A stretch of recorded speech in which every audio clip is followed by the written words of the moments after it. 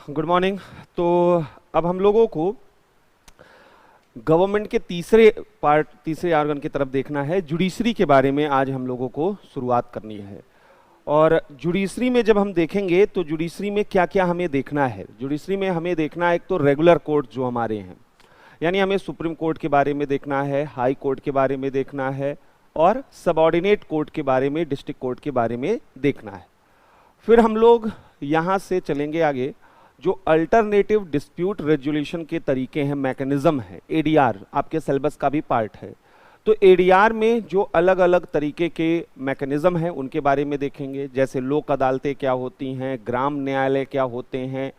Tribunals के बारे में भी हम लोग देखेंगे कि ये सेंट्रल एडमिनिस्ट्रेटिव ट्रिब्यूनल क्या होते हैं, आर्म फोर्सेस ट्रिब्यूनल क्या होते हैं, कैसे काम करते हैं, नेशनल ग्रीन ट्रिब्यूनल क्या और कैसे काम करते हैं। तो एक तो हम लोगों को पहले प्रीलिम्स के पॉइंट ऑफ व्यू से ये सारी चीज़ें कवर करनी है, क्योंकि यहाँ से कहीं से भी क्वेश्चन आ जाते हैं और आ रहे हैं लगातार।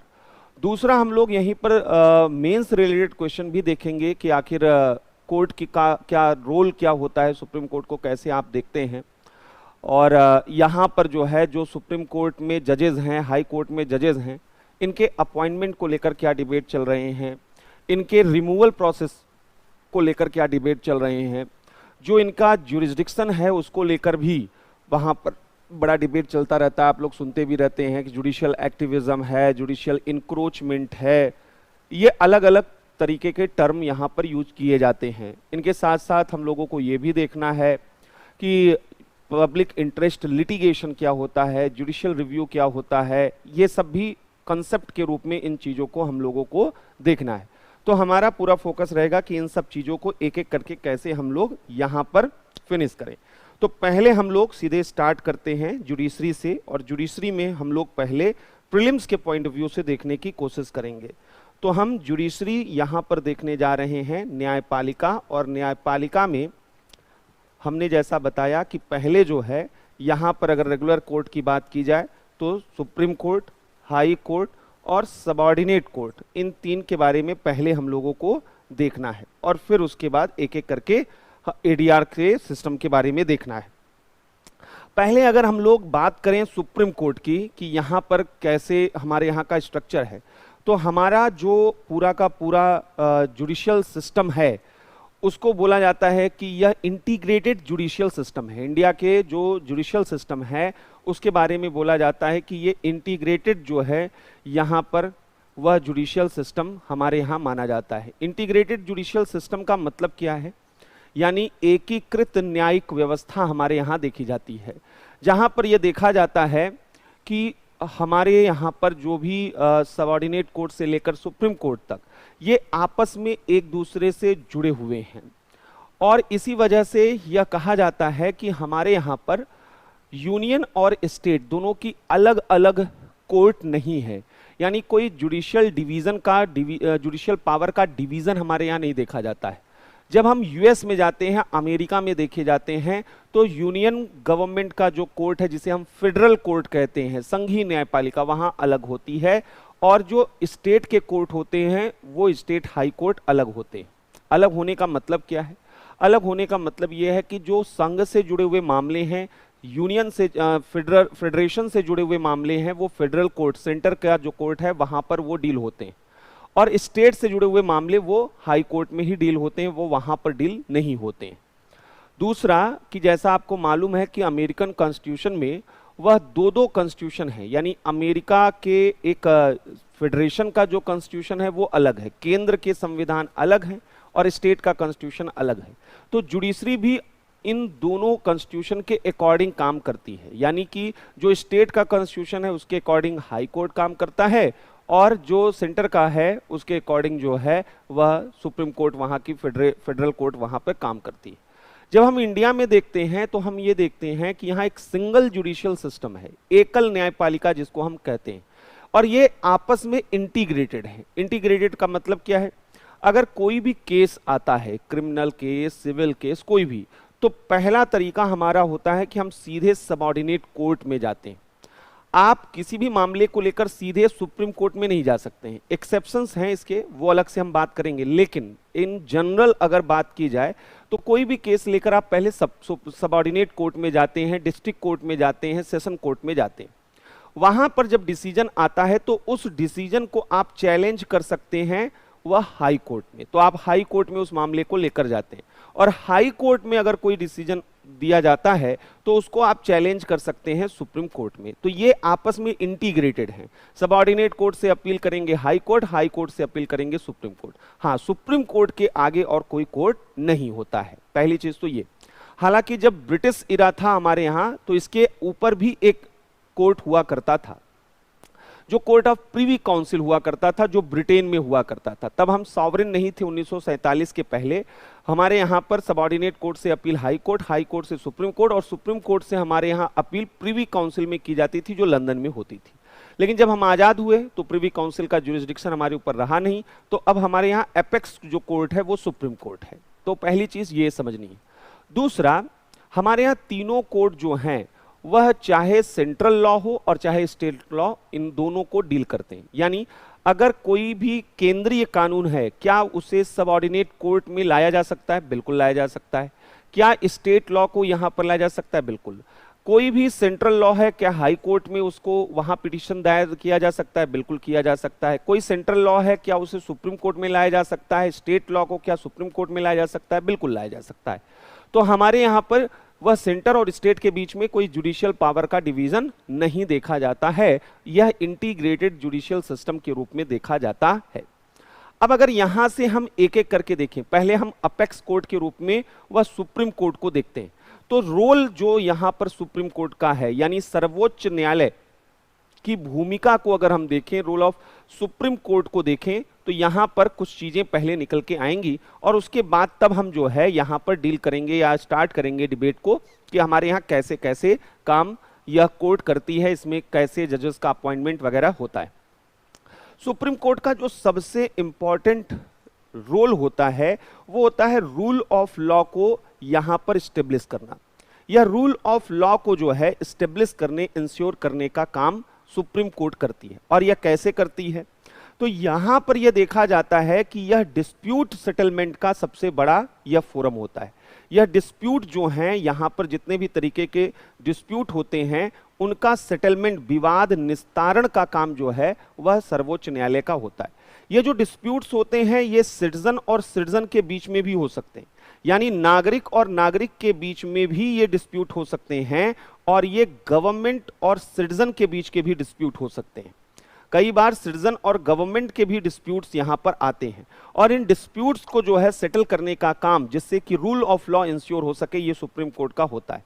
कई बार गवर्नमेंट और गवर्नमेंट के बीच में, union government versus state government, एक स्टेट गवर्नमेंट की दूसरे स्टेट गवर्नमेंट के साथ जो डिस्प्यूट्स होते हैं उनका जो है सेटलमेंट यहां पर जुडिशरी में सर्वोच्च न्यायालय के द्वारा किया जाता है।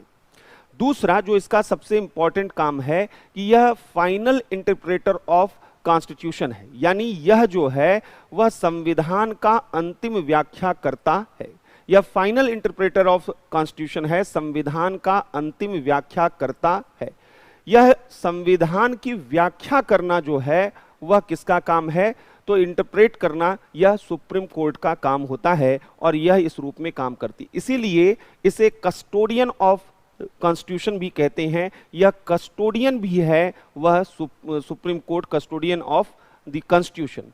हमारे संविधान का जो है यह अभिरक्षक यहां पर माना जाता है, यह संविधान का संरक्षक माना जाता है।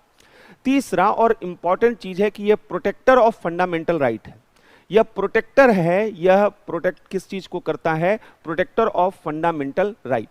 तो यह मूल अधिकारों का संरक्षण करने वाला सबसे महत्वपूर्ण इंस्टीट्यूशन होता है, यह प्रोटेक्टर के रूप में देखा जाता है।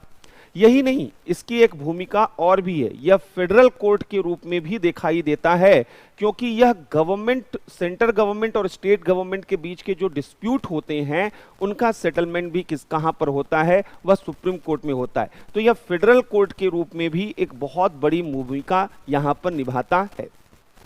और सबसे महत्वपूर्ण रूप में इसके पास एक महत्वपूर्ण काम होता है, और वो होता है जुडिशियल रिव्यू का। जुडिशियल रिव्यू का मतलब है कि लेजिस्लेचर और एग्जीक्यूटिव क्या कॉन्स्टिट्यूशन के अकॉर्डिंग काम कर रहे हैं, यानी वह एग्जामिन करता है कॉन्स्टिट्यूशनल वैलिडिटी ऑफ एग्जीक्यूटिव और यहां पर एग्जीक्यूटिव के फंक्शन का और लेजिस्लेचर के फंक्शन का, यानी लेजिस्लेटिव एक्शन और एग्जीक्यूटिव एक्शन के कॉन्स्टिट्यूशनल वैलिडिटी को एग्जामिन करने का काम वह सुप्रीम कोर्ट के द्वारा किया जाता है, जिसे हम जुडिशियल रिव्यू कहते हैं। तो यहां पर सुप्रीम कोर्ट के अलग अलग तरीके के रोल होते हैं। यह सोशल जस्टिस भी इंश्योर करता है, यानी यह देखता है, सोशल जस्टिस किस रूप में करता है कि जस्टिस फॉर ऑल, यह सभी तक न्याय पहुंचे। जस्टिस फॉर ऑल कैसे हो, न्याय सब तक कैसे पहुंचे, तो हम देखेंगे कि इसके लिए इसने पब्लिक इंटरेस्ट लिटिगेशन जैसे मेथोडोलॉजी को, मैकेनिज्म को इसने स्टार्ट किया हुआ था।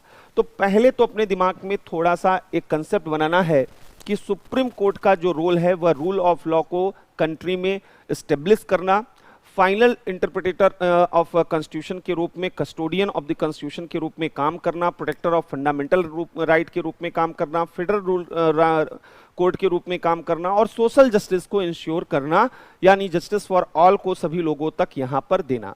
अब सुप्रीम कोर्ट के बारे में कुछ बेसिक चीजें यहां पर हमको देखनी है। हमें जो देखना है सुप्रीम कोर्ट के बारे में, वो हमें देखना है कि सुप्रीम कोर्ट का कैसे एस्टेब्लिशमेंट होता है, उसका ऑर्गेनाइजेशन क्या है, वहां पर जो जजेस होते हैं उनका अपॉइंटमेंट कैसे होता है, ये सारी चीजें देखनी है। हमारे कॉन्स्टिट्यूशन के आर्टिकल 124 में ये बताया गया है कि सुप्रीम कोर्ट में एक चीफ जस्टिस और कुछ अदर जजेस होते हैं जो पार्लियामेंट के लॉ के अकॉर्डिंग डिसाइड किए जाते हैं, यानी कि हमारे यहाँ पर फिक्स नंबर नहीं बताया गया है कि कितने लोग वहां पर जो है न्यायाधीश होंगे, लेकिन ये अधिकार हमने पार्लियामेंट को दिया है कि समय समय पर वह यह बता सकती है कि कितने जो हैं हमारे यहाँ पर जजेस होंगे। अभी फिलहाल अगर बात किया जाए तो हमारे यहाँ पर जो है वह 34 जजेस हैं। तो कैसे हैं, क्या हैं, वो देखते हैं। तो पहली चीज हमने आर्टिकल यहां पर 124 में ये बताया गया है कि establishment and constitution of supreme court, ये क्या बताता है कि there shall be a supreme court of India consisting of a chief justice of India and until parliament by law prescribe a large number of not more than 7 other judges। तो शुरुआत में हमारे यहाँ एक मुख्य न्यायाधीश और 7 अन्य न्यायाधीश होते थे। ये शुरुआत की बात कर रहा है, यानी 8 न्यायाधीश 1950 में जब सुप्रीम कोर्ट हमारे यहाँ स्टार्ट हुआ तब हमारे यहाँ 8 न्यायाधीशों की व्यवस्था थी। अभी की स्थिति ये है कि यहाँ पर एक चीफ जस्टिस और 33 अदर जजेस हैं। लास्ट ईयर जो है नंबर ऑफ जजेस को इंक्रीज किया गया है। तो यहाँ पर पहली चीज जो हमें देखना है वह सुप्रीम कोर्ट के बारे में यहां पर देखना है। और सुप्रीम कोर्ट में हम लोगों ने यहां पर पहली चीज है कि कॉन्स्टिट्यूशन ऑफ सुप्रीम कोर्ट जो है वहां पर अगर हम बात करें, कॉन्स्टिट्यूशन ऑफ सुप्रीम कोर्ट जो है वो हम लोग यहां पर अगर देखें तो यहां पर आर्टिकल 124 कहता है कि यहां पर एक सीजीआई हमारे chief justice of India and other जजेस जो हैं वो कितने हैं, अदर जजेस यहां पर कितने हैं, तो अभी यहां पर पार्लियामेंट ये डिसाइड करेगा अदर जजेस कितने होंगे, पार्लियामेंट डिसाइड करेगा। अभी 33 जजेस यहां पर देखे जा रहे हैं, 33 जजेस यहां पर देखे जा रहे हैं। तो यहां पर जो नंबर ऑफ जजेस जो अमेंडमेंट है 2020 में, इसके तहत यहां पर ये न्यूनतम संख्या 33 कर दिया गया है। और यह अदर जजेस कौन डिसाइड करेगा, पार्लियामेंट जो है वह बाय लॉ यहां पर डिसाइड करेगा कि कितने जजेस और यहां पर रहेंगे। तो पहली चीज तो यहां पर एक मुख्य न्यायाधीश इस वक्त हमारे यहां है और 33 अन्य न्यायाधीश यहां पर देखे जाते हैं। अब यहीं से दूसरा सवाल होता है कि क्वालिफिकेशन ऑफ जजेस, ये जो जजेस हैं इनका क्वालिफिकेशन जो है वो क्या होता है। अगर हम क्वालिफिकेशन ऑफ जजेस की बात करें तो यहां पर जो है वह कुछ चीजें जो बताई गई हैं उनको एक एक करके यहां पर देखते हैं। तो यहां पर जो बोला गया है वो देखिए क्या क्या बोला गया है। पहला चीज बोला गया है कि जज ऐसा होना चाहिए एटलीस्ट 5 इयर्स अ जज ऑफ हाई कोर्ट रहा हो, यानी एक उच्च न्यायालय का 5 वर्ष तक न्यायाधीश रहा हो। Or of 2 or more such courts in succession, या फिर निरंतरता में एक से अधिक हाई कोर्ट का जज रहा हो। मतलब क्या है, इसको थोड़ा समझिएगा। हाई कोर्ट के जजेस का ट्रांसफर होता रहता है। अभी कोई इलाहाबाद हाई कोर्ट का जज है, कल को उसका ट्रांसफर होकर पटना हाई कोर्ट या फिर वहां गुवाहाटी हाई कोर्ट या कलकत्ता हाई कोर्ट हो सकता है। तो अगर इलाहाबाद हाई कोर्ट में 2 साल तक वह जज रहा हो, पटना हाई कोर्ट में 2 साल तक जज रहा हो, 1 साल तक वह कोलकाता हाई कोर्ट में जज रहा हो, तो कुल मिलाकर 5 सालों से वह जज है। लेकिन एक किसी हाई कोर्ट में 5 साल से जज नहीं है, बल्कि अलग अलग हाई कोर्ट में है। तो क्या यह क्वालिफिकेशन माना जाएगा कि वह हाई कोर्ट का 5 साल तक जज है? तो यह माना जाता है। ऐसे व्यक्ति को सुप्रीम कोर्ट का जज बनाया जा सकता है जो एटलीस्ट 5 इयर्स अ जज ऑफ हाई कोर्ट रहा हो आर ऑफ 2 और मोर सच कोर्ट इन सक्सेशन रहा हो। तो ऐसी स्थिति में यह माना जाता है कि वह सर्वोच्च न्यायालय का न्यायाधीश बनने की योग्यता रखता है, क्वालिफिकेशन रखता है।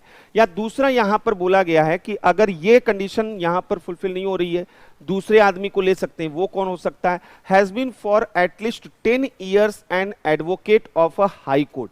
वह 10 वर्षों से किसी उच्च न्यायालय का अधिवक्ता हो, किसी एक उच्च न्यायालय आर ऑफ 2 और मोर सच कोर्ट इन सक्सेशन, या फिर वह एक से अधिक उच्च न्यायालयों का जो है 2 या 2 से अधिक उच्च न्यायालयों का पिछले 10 वर्षों से अगर अधिवक्ता लगातार है तो वह सुप्रीम कोर्ट का जज बन सकता है। ऐसे लोगों को भी सुप्रीम कोर्ट का जज बनाया जा सकता है। और तीसरा, in the opinion of the president a distinguished jurist. अगर वह डिस्टिंग्विश्ड ज्यूरिस्ट है तो ऐसी स्थिति में भी उसे यहां पर जो है सुप्रीम कोर्ट का जज बनाया जा सकता है।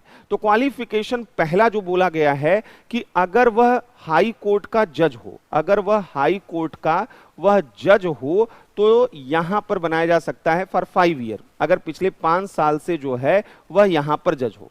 दूसरा बोला गया है कि वह हाई कोर्ट में एडवोकेट हो।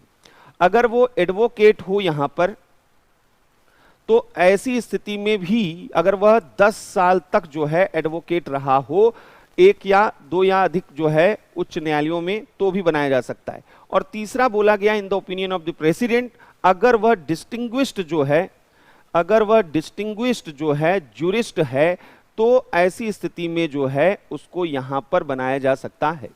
यानी अगर उच्च न्यायालय में 5 साल तक वह न्यायाधीश रहा हो, 10 साल तक उच्च न्यायालय में अधिवक्ता लगातार रहा हो या पारंगत विधिवेत्ता हो, तो ऐसी स्थिति में उसे हम सुप्रीम कोर्ट का जज बना सकते हैं। अब सवाल है अपॉइंटमेंट, कि आखिर कैसे अपॉइंटमेंट होता है, सुप्रीम कोर्ट के जजेस का अपॉइंटमेंट कैसे होता है, ये यहां पर हम लोगों को बात करनी है। हमारे यहाँ सुप्रीम कोर्ट के जजेस के अपॉइंटमेंट को लेकर जो कॉन्स्टिट्यूशन में प्रोविजन किया गया है उसको लेकर बड़ा डिबेट होता रहा है। यहां पर देखिए सिंपल एक चीज आर्टिकल 124 क्लास 2 में कहा गया है। क्या कहा गया है? एवरी जज of the supreme court shall be appointed by the president, यानी राष्ट्रपति के द्वारा नियुक्त होते हैं। जज किसके द्वारा नियुक्त होते हैं? राष्ट्रपति के द्वारा। By warrant under his hand and seal after consultation with such of the judges of the Supreme Court and of the high courts in the states as president may deem necessary for the purposes and shall hold office until he attains the age of 65 years। ये तो अलग चीज हो गई। तो यहां पर जो समझने वाली चीज है कि राष्ट्रपति के द्वारा नियुक्त किया जाता है, लेकिन राष्ट्रपति इसके लिए कंसल्टेशन करते हैं किससे? वह ऐसे जजेस से जो कि सुप्रीम कोर्ट, जजेस of the supreme court and जजेस ऑफ द हाई कोर्ट्स, यहां पर इनसे कंसल्टेशन करते हैं। तो अपॉइंटमेंट किसके द्वारा किया जाता है? तो आर्टिकल 124 क्लास 2 में कहा गया है कि बाय द प्रेसिडेंट जो है, यहां पर बाय द प्रेसिडेंट इनकी अपॉइंटमेंट होता है आफ्टर कंसल्टेशन विथ, किससे ये कंसल्टेशन करते हैं? तो यहां पर कंसल्टेशन विथ जो है यह आफ्टर कंसल्टेशन विथ जजेस ऑफ सुप्रीम कोर्ट, जजेस ऑफ सुप्रीम कोर्ट, जजेस ऑफ द सुप्रीम कोर्ट और जजेस ऑफ द हाई कोर्ट, जिसको वो उचित उनको लगे कि इनसे जो है यहां पर हम लोगों को कंसल्ट करना है। तो प्रेसिडेंट जो है यहां पर ये काम करते हैं। अब सवाल ये है कि 2-3 सवाल यहां पर बनते हैं कि ये जो कंसल्टेशन है ये प्रेसिडेंट अगर कर रहे हैं किससे? जजेस ऑफ सुप्रीम कोर्ट और जजेस ऑफ द हाई कोर्ट से, तो यह कंसल्टेशन प्रेसिडेंट के लिए बाइंडिंग इन नेचर है या नहीं है? यानी सलाह ले रहे हैं तो उसी सलाह के अनुसार काम करेंगे या अपने मन से काम करेंगे? दूसरी चीज, ये जजेस ऑफ द सुप्रीम कोर्ट कौन होगा? मतलब राष्ट्रपति किसी को भी कर सकता है, कितने जजेस होंगे? क्या किसी को भी किया जा सकता है? तो शुरुआती दौर में यह बड़ा डिबेट यहां पर आया।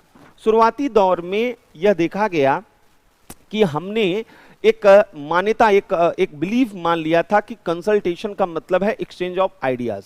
यहां पर प्रेसिडेंट का यह जो है अपना राइट है, प्रेसिडेंट अपने काउंसिल ऑफ मिनिस्टर के एडवाइस पर वह सुप्रीम कोर्ट के जजेस को अपॉइंट करेंगे, उसके लिए वो कंसल्ट कर सकते हैं, लेकिन यह कंसल्ट जो है उनके लिए बाइंडिंग नहीं होगा जो सुप्रीम या हाई कोर्ट के जजेस से वो कंसल्टेशन करते हैं।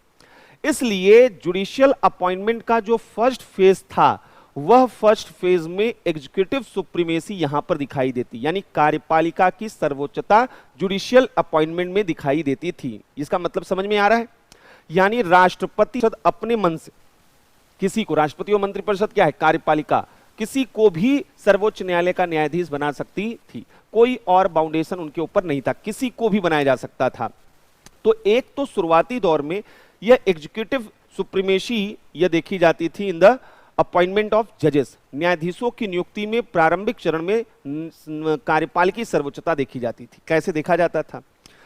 तो यहां पर प्रारंभिक चरण में, यानी इनिशियल जो फेजेस थे, इनिशियल फेजेस में, प्रारंभिक चरण में वह एग्जीक्यूटिव न्यायिक नियुक्तियों में, इन द अपॉइंटमेंट ऑफ जजेस, न्यायिक नियुक्तियों में यह देखा जाता था, प्रारंभिक चरण में न्यायिक नियुक्तियों में वह एग्जीक्यूटिव सुप्रीमेसी देखने को मिलता था। एग्जीक्यूटिव सुप्रीमेसी यानी यहां पर जो है वह कार्यपालिकीय सर्वोच्चता देखने को मिलता था, कार्यपालिकीय सर्वोच्चता यहां पर देखने को मिलता था। अब यह कार्यपालिकीय जो सर्वोच्चता एग्जीक्यूटिव सुप्रीमेसी है, यह एग्जीक्यूटिव सुप्रीमेसी किस रूप में यहां पर दिखाई देता था? यह एग्जीक्यूटिव सुप्रीमेसी यहां पर जो कार्यपालिकीय सर्वोच्चता यहां पर दिखाई देता था, यह किस रूप में, किस तरीके से दिखाई देता था, इसको पहले एक बार समझने की जरूरत यहां पर है। यहां पर यह देखा जाता था कि प्रेसिडेंट और जो उनका मिनिस्टर, काउंसिल ऑफ मिनिस्टर था, वह किसी को भी अपॉइंटमेंट वहां पर कर देते थे। तो अब इसमें किसी का भी अपॉइंटमेंट कर देने पर बड़ा डिस्प्यूट होता था। डिस्प्यूट ये होता था कि अगर जजेस को, अगर राष्ट्रपति और उनका मंत्रिपरिषद की सलाह पर राष्ट्रपति काम करते हैं और मंत्रिपरिषद की सलाह मानना राष्ट्रपति के लिए बाध्यकारी है, यानी एक तरीके से उनके जो मंत्रिपरिषद राष्ट्रपति का है, वही तो न्यायाधीशों की नियुक्ति कर रहा है। मंत्रिपरिषद यानी प्रधानमंत्री और उनका मंत्रिपरिषद, जो मेन हमारे यहाँ एक्चुअल जो एग्जीक्यूटिव होते हैं। अब सोचिए कि कार्यपालिका कई बार नागरिकों के फंडामेंटल राइट्स का वायलेशन करती है। आजकल भी आप लोग सुनते रहते हैं कि किसी के ऊपर रासुका लगा दिया गया, किसी के ऊपर कोई कानून बना दिया गया। अब अगर सुप्रीम कोर्ट में अपना ही कोई व्यक्ति है जिसको हमने अपॉइंटमेंट किया है जज के रूप में, कार्यपालिका नहीं, तो कार्यपालिका के द्वारा जो कानून प्रस्तावित किए जाते हैं, कार्यपालिका के द्वारा जो भी कार्यपालिकी एग्जीक्यूटिव ऑर्डर पास किए जाते हैं, उनके बारे में सुप्रीम कोर्ट का वो ओरिएंटेशन नहीं रह जाएगा जैसा वह अगर इंडिपेंडेंट और अगर निष्पक्ष रूप में, इंपार्शियल रूप में काम करता, क्योंकि यहां पर क्या है कि वह इंटरफेरेंस हो जाता है। तो शुरुआती दौर में एग्जीक्यूटिव सुप्रीमेसी ही देखी जा रही थी, फिर भी कुछ हेल्दी ट्रेडिशन हमारे यहाँ थे। खासकर पहला और दूसरा डिकेड, 50 और 60 के डिकेड में मोरल जो रूल्स थे, मोरल जो स्टैंडर्ड थे, वो हाई थे हमारे यहाँ, और यह देखा जाता था कि अच्छे, योग्य, मेरिटोरियस जो है वहाँ पर जजेस को अपॉइंट किया जाता था। अब इसी में एक चीज और यहाँ पर जो समझना है कि एक तरफ सीजीआई अगर देखें उनकी अपॉइंटमेंट, और एक तरफ दिखाई दे कि अदर जजेस, इनका अपॉइंटमेंट का तरीका क्या, किस तरीके से था। तो शुरुआती दौर में सीजीआई उसे बनाया जाता था जो सीनियर मोस्ट जज ऑफ सुप्रीम कोर्ट होता था, यानी कि जो है वरिष्ठतम न्यायाधीश को यहां पर जो है सीजीआई बनाया जाता था। यह शुरुआती दौर में दिखाई देता था। लेकिन जैसे जैसे पार्टी पॉलिटिक्स जो है वह बदलती गई और हमारे यहां पर पावर पॉलिटिक्स वह सेंट्रल थीम होती गई, वह मोरल स्टैंडर्ड धीरे धीरे दबते गए, तो उसके साथ साथ जो है ये ट्रेडिशन, हेल्दी ट्रेडिशन, इनका भी वायलेशन होना स्टार्ट हुआ। पहली बार इनका वायलेशन हुआ 1973 में। यह इस परंपरा का, इस ट्रेडिशन का उल्लंघन देखा गया। इस परंपरा का उल्लंघन, वायलेशन देखा गया 1973 में। एक जूनियर जज थे, एक कनिष्ठ न्यायाधीश थे, और उस न्यायाधीश को सुप्रीम कोर्ट का सीजीआई बना दिया गया। यानी एक जूनियर जज थे जिनका नाम A.N. रे था, और A.N. रे जो हैं इनको CGI यहां पर चीफ जस्टिस ऑफ इंडिया बना दिया गया 1973 में। सुपरसीड करते हुए इनके ऊपर और भी सीनियर मोस्ट जजेस थे, लेकिन उन सबको सुपरसीड करते हुए इनको सुप्रीम कोर्ट का जज बना दिया गया। यहीं पर एक टर्म यूज किया गया कमिटेड जुडिशरी का, प्रतिबद्ध न्यायपालिका का, कि कार्यपालिका अपने मकसद से अपने लोगों को न्यायपालिका में ले जा रही है, ऐसे लोगों को जो गवर्नमेंट के लिए लॉयल हो, जो गवर्नमेंट की पॉलिसी को लेकर कमिटेड हो, वो इम्पार्शियल फेयर तरीके से काम करने के बजाय इंक्लाइंड हो इन एग्जीक्यूटिव की तरफ, कार्यपालिका की तरफ झुके हुए हो। तो 1973 में पहली बार यह वायलेशन देखा गया कि जहां पर एक जूनियर जज को वह सुप्रीम कोर्ट का CGI यानी कि चीफ जस्टिस ऑफ इंडिया वहां पर बना दिया गया। और यह जो है वायलेशन पहली बार हुआ हो ऐसा भी नहीं था। पहले तो 1973 में इंदिरा जी आई, और इंदिरा जी ने ऐसा क्यों किया था तो याद होगा, basic structure of the constitution हम लोगों ने पढ़ा था, और ये बेसिक स्ट्रक्चर का कंसेप्ट 1973 में ही, अप्रैल 1973 में केशवानंद भारती केस में आया हुआ था। और उसके बाद से इंदिरा जी का यानी एग्जीक्यूटिव का जुडिशरी के साथ एक टसल चल रहा था कि जुडिशरी अपने पास पावर लेना चाह रही थी और एग्जीक्यूटिव अपने पास। तो यहां पर उन्होंने आर्टिकल 124 का अपने हिसाब से इंटरप्रिटेशन किया, और उन्होंने कहा कि कहीं यह नहीं लिखा है कि किसी सीनियर मोस्ट जज को ही सुप्रीम कोर्ट का चीफ जस्टिस बनाया जाए। उन्होंने कहा ये ट्रेडिशन है और हम ट्रेडिशन बदल रहे हैं। तो यहां पर यह जो है इंदिरा जी के समय में पहली बार मुद्दा आया।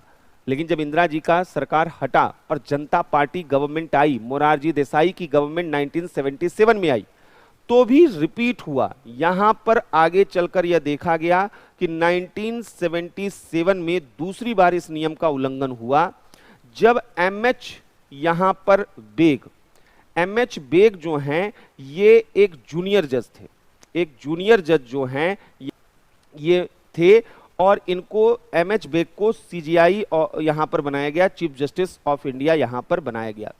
इस वक्त जस्टिस HN खन्ना जो हैं वो सबसे सीनियर मोस्ट जज हुआ करते थे, लेकिन उनको सुपरसीड करते हुए MH बेग को जो है यहां पर वो बनाया गया। तो MH बेग को यहां पर जो CGI यानी चीफ जस्टिस ऑफ इंडिया बनाया गया, ये अपने आप में यहां पर जो है वह सबसे बड़ा मुद्दा यहां पर माना गया। तो एक तो यहां पर ये वायलेशन शुरुआती दौर में हुए, लेकिन जब ये डिस्प्यूट आगे बढ़ता गया तो इसी बीच कुछ और भी डेवलपमेंट होने स्टार्ट हो गए। डेवलपमेंट क्या स्टार्ट हुए? इंदिरा जी के समय में, मोरारजी देसाई के समय में तो बात मान लीजिए थोड़ी बहुत ठीक थी। 1990 की डिकेड तक तो आते आते हमारे देश के लिए पॉलिटिकल सिस्टम बिल्कुल डिक्लाइन करना स्टार्ट हुआ। हमारे यहाँ क्रिमिनलाइजेशन ऑफ पॉलिटिक्स बढ़ने लगा। संसद में अपराधियों की संख्या, नंबर ऑफ क्रिमिनल्स जो हैं वह पार्लियामेंट में बढ़ते जा रहे थे। हम देख रहे थे लगातार यहाँ पर जो है वह एक से एक जो है यहाँ पर पार्लियामेंट का डिग्रेडेशन हो रहा था। पार्लियामेंट का जो अपना एक अलग तरीके का यहाँ पर जो कामकाज का शैली था अब तक, वो बहुत तेजी के साथ वहां पर डिटोरेट कर रहा था। 90 के बाद ग्लोबलाइजेशन के एरा में जो सिटीजन्स थे, आजादी के लगभग 50 साल पूरे होने को हैं, और सिटीजन्स जो हमारे यहाँ पर थे उनके अंदर यह भावनाएं बहुत तेजी से, यह इमोशंस बहुत तेजी से, यह एक्सप्रेशन बढ़ रहा था कि हमारे लिए सरकारें क्या कर रही। नक्सलिज्म का बेस बन रहा था। 90 के बाद बहुत से अलग अलग हिस्सों में देखा जा रहा था। नागरिकों में अनरेस्ट था गवर्नमेंट को लेकर, लोग वोट देने नहीं जा रहे थे। यानी कुल मिलाकर यहां पर यह देखा जा रहा था कि पार्लियामेंट वह बिल्कुल पैसिव हो गया था, कानून नहीं बन रहे हैं, शोर शराबा हो रहा है, मारपीट हो रहा है संसद में। एग्जीक्यूटिव जो है वह बिल्कुल वहां पर करप्शन हर जगह फैला हुआ है। पॉलिटिशियन, ब्यूरोक्रेट्स और क्रिमिनल्स, इनके बीच का नेक्सस बना हुआ है। वोहरा कमेटी आई। वोहरा कमेटी ने बताया कि हमारे यहाँ सबसे बड़ा जो प्रॉब्लम है वो ये है कि क्रिमिनल्स, पॉलिटिशियन और ब्यूरोक्रेट्स ये आपस में एक नेक्सस बनाकर चलते हैं, और इसी वजह से क्रिमिनल्स को प्रोटेक्शन मिल रहा है और हमारे यहाँ क्रिमिनल जो हैं केसेस लगातार बढ़ रहे हैं। ऐसी स्थिति में जो सिटीजन थी, जनता थी, उनका एकमात्र लास्ट होप जो था वो जुडिशरी था। अगर न्यायपालिका जो है इस दौर में एक्टिव रोल प्ले कर देती, तब हम कॉन्स्टिट्यूशन और डेमोक्रेसी को बचते हुए देख सकते थे। अदरवाइज तो कॉन्स्टिट्यूशन और डेमोक्रेसी बिल्कुल खत्म होते जा रहे थे। कहीं संविधान और संविधान के प्रावधान दिखते नहीं थे, कहीं बूथ कैप्चरिंग हो रही है, कहीं पर मर्डर हो रहा है, कहीं किडनैपिंग हो रही है, अलग अलग तरीके की चीजें चल रही थी। ऐसे समय में जुडिशरी ने अपने रोल को रीडिफाइन किया और 1993 में एक बड़ा इंपॉर्टेंट डिसीजन दिया जिसने अब तक की सारी चीजों को बदल के रख दिया। असल में जब पहली बार ये सब चीजें हो रही थी, यानी 1973 और 77 में एग्जीक्यूटिव के द्वारा यहां पर जजेस को अपॉइंटमेंट किया जा रहा था, तो फर्स्ट जजेस केस इसी वक्त आया हुआ था। इसी वक्त जो है यहां पर SP Gupta versus union of India एक केस आया हुआ था जिसे हम फर्स्ट जजेस केस कहते हैं। यह फर्स्ट जजेस केस भी था, पहला न्यायाधीशों का वाद यहां पर आया हुआ था। इस केस में बताया गया था कि परामर्श जो न्यायाधीशों, राष्ट्रपति का निर्णय जो है वह अंतिम है और न्यायाधीशों की नियुक्ति में, यानी इन द अपॉइंटमेंट ऑफ जजेस, न्यायाधीशों की नियुक्ति में प्रेसिडेंट जो है राष्ट्रपति द्वारा सुप्रीम कोर्ट या हाई कोर्ट के जजेस के कंसल्ट को एक्सेप्ट करना बाइंडिंग नहीं है। न्यायाधीशों के परामर्श को मानना आवश्यक नहीं है, बाध्यकारी नहीं है। तो पहला जो फेज था, इस फेज में तो क्लियर हो गया, 1981 का ये केस था और इसमें ये क्लियर हो गया कि यहां पर जिसको चाहे प्रेसिडेंट उसको वो जज बना सकते थे। लेकिन बहुत तेजी से ये चीजें बदली आफ्टर 1990। सेकंड जजेस केस यहां पर आया, दूसरा न्यायाधीशों का वाद। सेकंड जजेस केस यहां पर आया 1993 में। यह केस यहां पर बोला जाता है एडवोकेट ऑन रिकॉर्ड्स। इसको जो है एडवोकेट ऑन रिकॉर्ड्स केस माना जाता है। एडवोकेट ऑन रिकॉर्ड्स केस ये बोला जाता है। इस केस में जो है यहां पर राष्ट्रपति को कुछ चीजें बोली गई। पहली चीज क्या बोला गया कि राष्ट्रपति जो है न्यायाधीशों की नियुक्ति, अपॉइंटमेंट ऑफ जजेस, वह अकेले नहीं करेंगे बल्कि वह एक कॉलेजियम के कंसल्टेशन से करेंगे। यानी वह जो है सर्वोच्च न्यायालय मुख्य न्यायाधीश, चीफ जस्टिस ऑफ इंडिया और सुप्रीम कोर्ट के 2 जजेस न्यायाधीशों के कॉलेजियम, यहां पहली बार वर्ड आया कॉलेजियम, यानी ग्रुप ऑफ जजेस, कॉलेजियम के परामर्श पर करेंगे। तो कॉलेजियम में कौन कौन था कॉलेजियम का परामर्श? तो चीफ जस्टिस ऑफ इंडिया और उनके 2 जजेस, ये मिलकर कॉलेजियम बनाते थे। इनके इस कॉलेजियम के इन्होंने आर्टिकल 124 का इंटरप्रिटेशन एक तरीके से सुप्रीम कोर्ट ने किया। कहा इस परामर्श पर राष्ट्रपति न्यायाधीशों की नियुक्ति करेंगे और ऐसा कंसल्टेशन, ऐसा परामर्श राष्ट्रपति के लिए बाध्यकारी होगा। यानी प्रेसिडेंट के लिए कंसल्टेशन जो है प्रोसेस में कंसल्ट को एक्सेप्ट करना अब बाइंडिंग कर दिया गया है। ऐसा परामर्श राष्ट्रपति के लिए बाध्यकारी होगा। अब यहां पर जो है ये बाइंडिंग इन नेचर कर दिया गया। ये तो था यहां पर सेकंड जजेस केस का। आगे चलकर एक और मुद्दा यहां पर आया। कहा गया चलो ठीक है, प्रेसिडेंट और उनका काउंसिल ऑफ मिनिस्टर जजेस को अपॉइंट नहीं कर रहा है, लेकिन कर कौन रहा है? सुप्रीम कोर्ट के चीफ जस्टिस और 2 अदर जजेस। तो हमने एक तरीके से एक जगह से पावर लेकर दूसरी जगह दे दी। यानी यह जुडिशियल अपॉइंटमेंट में यह एक तरीके की जुडिशियल सुप्रीमेसी थी। यह न्यायिक नियुक्तियों में न्यायिक सर्वोच्चता का दौर था। यानी यहां जुडिशियल सुप्रीमेसी इन जुडिशियल अपॉइंटमेंट, न्यायिक नियुक्तियों में, इस केस के बाद न्यायिक नियुक्तियों में न्यायिक सर्वोच्चता हो गई, यानी जो जजेस बोलेंगे वही होगा। पहले एग्जीक्यूटिव सुप्रीमेसी थी, जजेस की बातें मानना न मानना जरूरी नहीं था, तो एग्जीक्यूटिव सुप्रीमेसी थी, लेकिन अब जजेस की बातें मानकर ही अपॉइंटमेंट किया जाएगा। प्रेसिडेंट तो बस बैठे हैं, जो जज बोलेंगे उसी जज को इनको अब क्या है, जज अपॉइंट करना है। तो न्यायिक सर्वोच्चता यहां पर आई, लेकिन माना गया कि 2-3 जजेस में सारा पावर सुप्रीम कोर्ट के चीफ जस्टिस के पास आ जाएगा, और एक व्यक्ति अगर मनमाना करना शुरू कर देगा तो एक नए तरीके की प्रॉब्लम आएगी। इसीलिए थर्ड जजेस केस भी आया था, और थर्ड जजेस केस जो था 98 का, ये केवल कोलेजियम के कंसेप्ट को और बढ़ाने के लिए आया था। यहां पर कोलेजियम में बोला गया कि कंसेप्ट जो कोलेजियम का है उसमें यहां पर सीजीआई प्लस 4 अदर जजेस, जो 2 अदर जजेस थे, 4 अदर जजेस ऑफ द सुप्रीम कोर्ट यहां पर कर दिया गया, 4 अन्य न्यायाधीशों को यहां पर लाया गया। तो ये फिलहाल अभी तक कोलेजियम के मतलब ये यहां पर निकाले जाते हैं, एक तो मुख्य न्यायाधीश और उनके कोलेजियम में 4 अन्य न्यायाधीश होते हैं, सुप्रीम कोर्ट के जो 4 सीनियर मोस्ट जजेस होते हैं।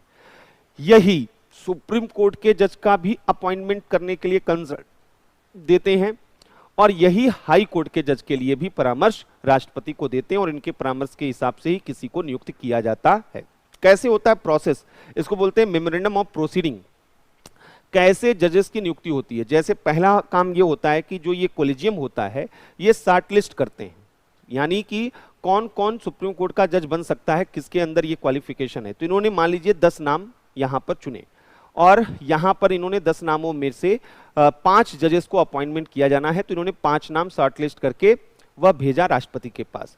राष्ट्रपति के पास बेसिकली वो जाता नहीं है, वो लॉ मिनिस्टर के पास जाता है। लॉ मिनिस्टर जो एडवाइस करते हैं, प्रेसिडेंट वही काम करते हैं इन मुद्दों पर। तो लॉ मिनिस्टर के पास जाएगा, लॉ मिनिस्टर उसके अकॉर्डिंग उसको रीड करेंगे, उन 5 नामों पर विचार कंसीडर करेंगे, फिर प्रेसिडेंट को ओपिनियन देंगे या एडवाइस देंगे कि भाई ऐसा है कि ये 5 नामों में ये एक नाम जो है हमको एक्सेप्ट नहीं है, आप इसको रिजेक्ट कर दीजिए। तो प्रेसिडेंट उस नाम को रिजेक्ट कर देते हैं।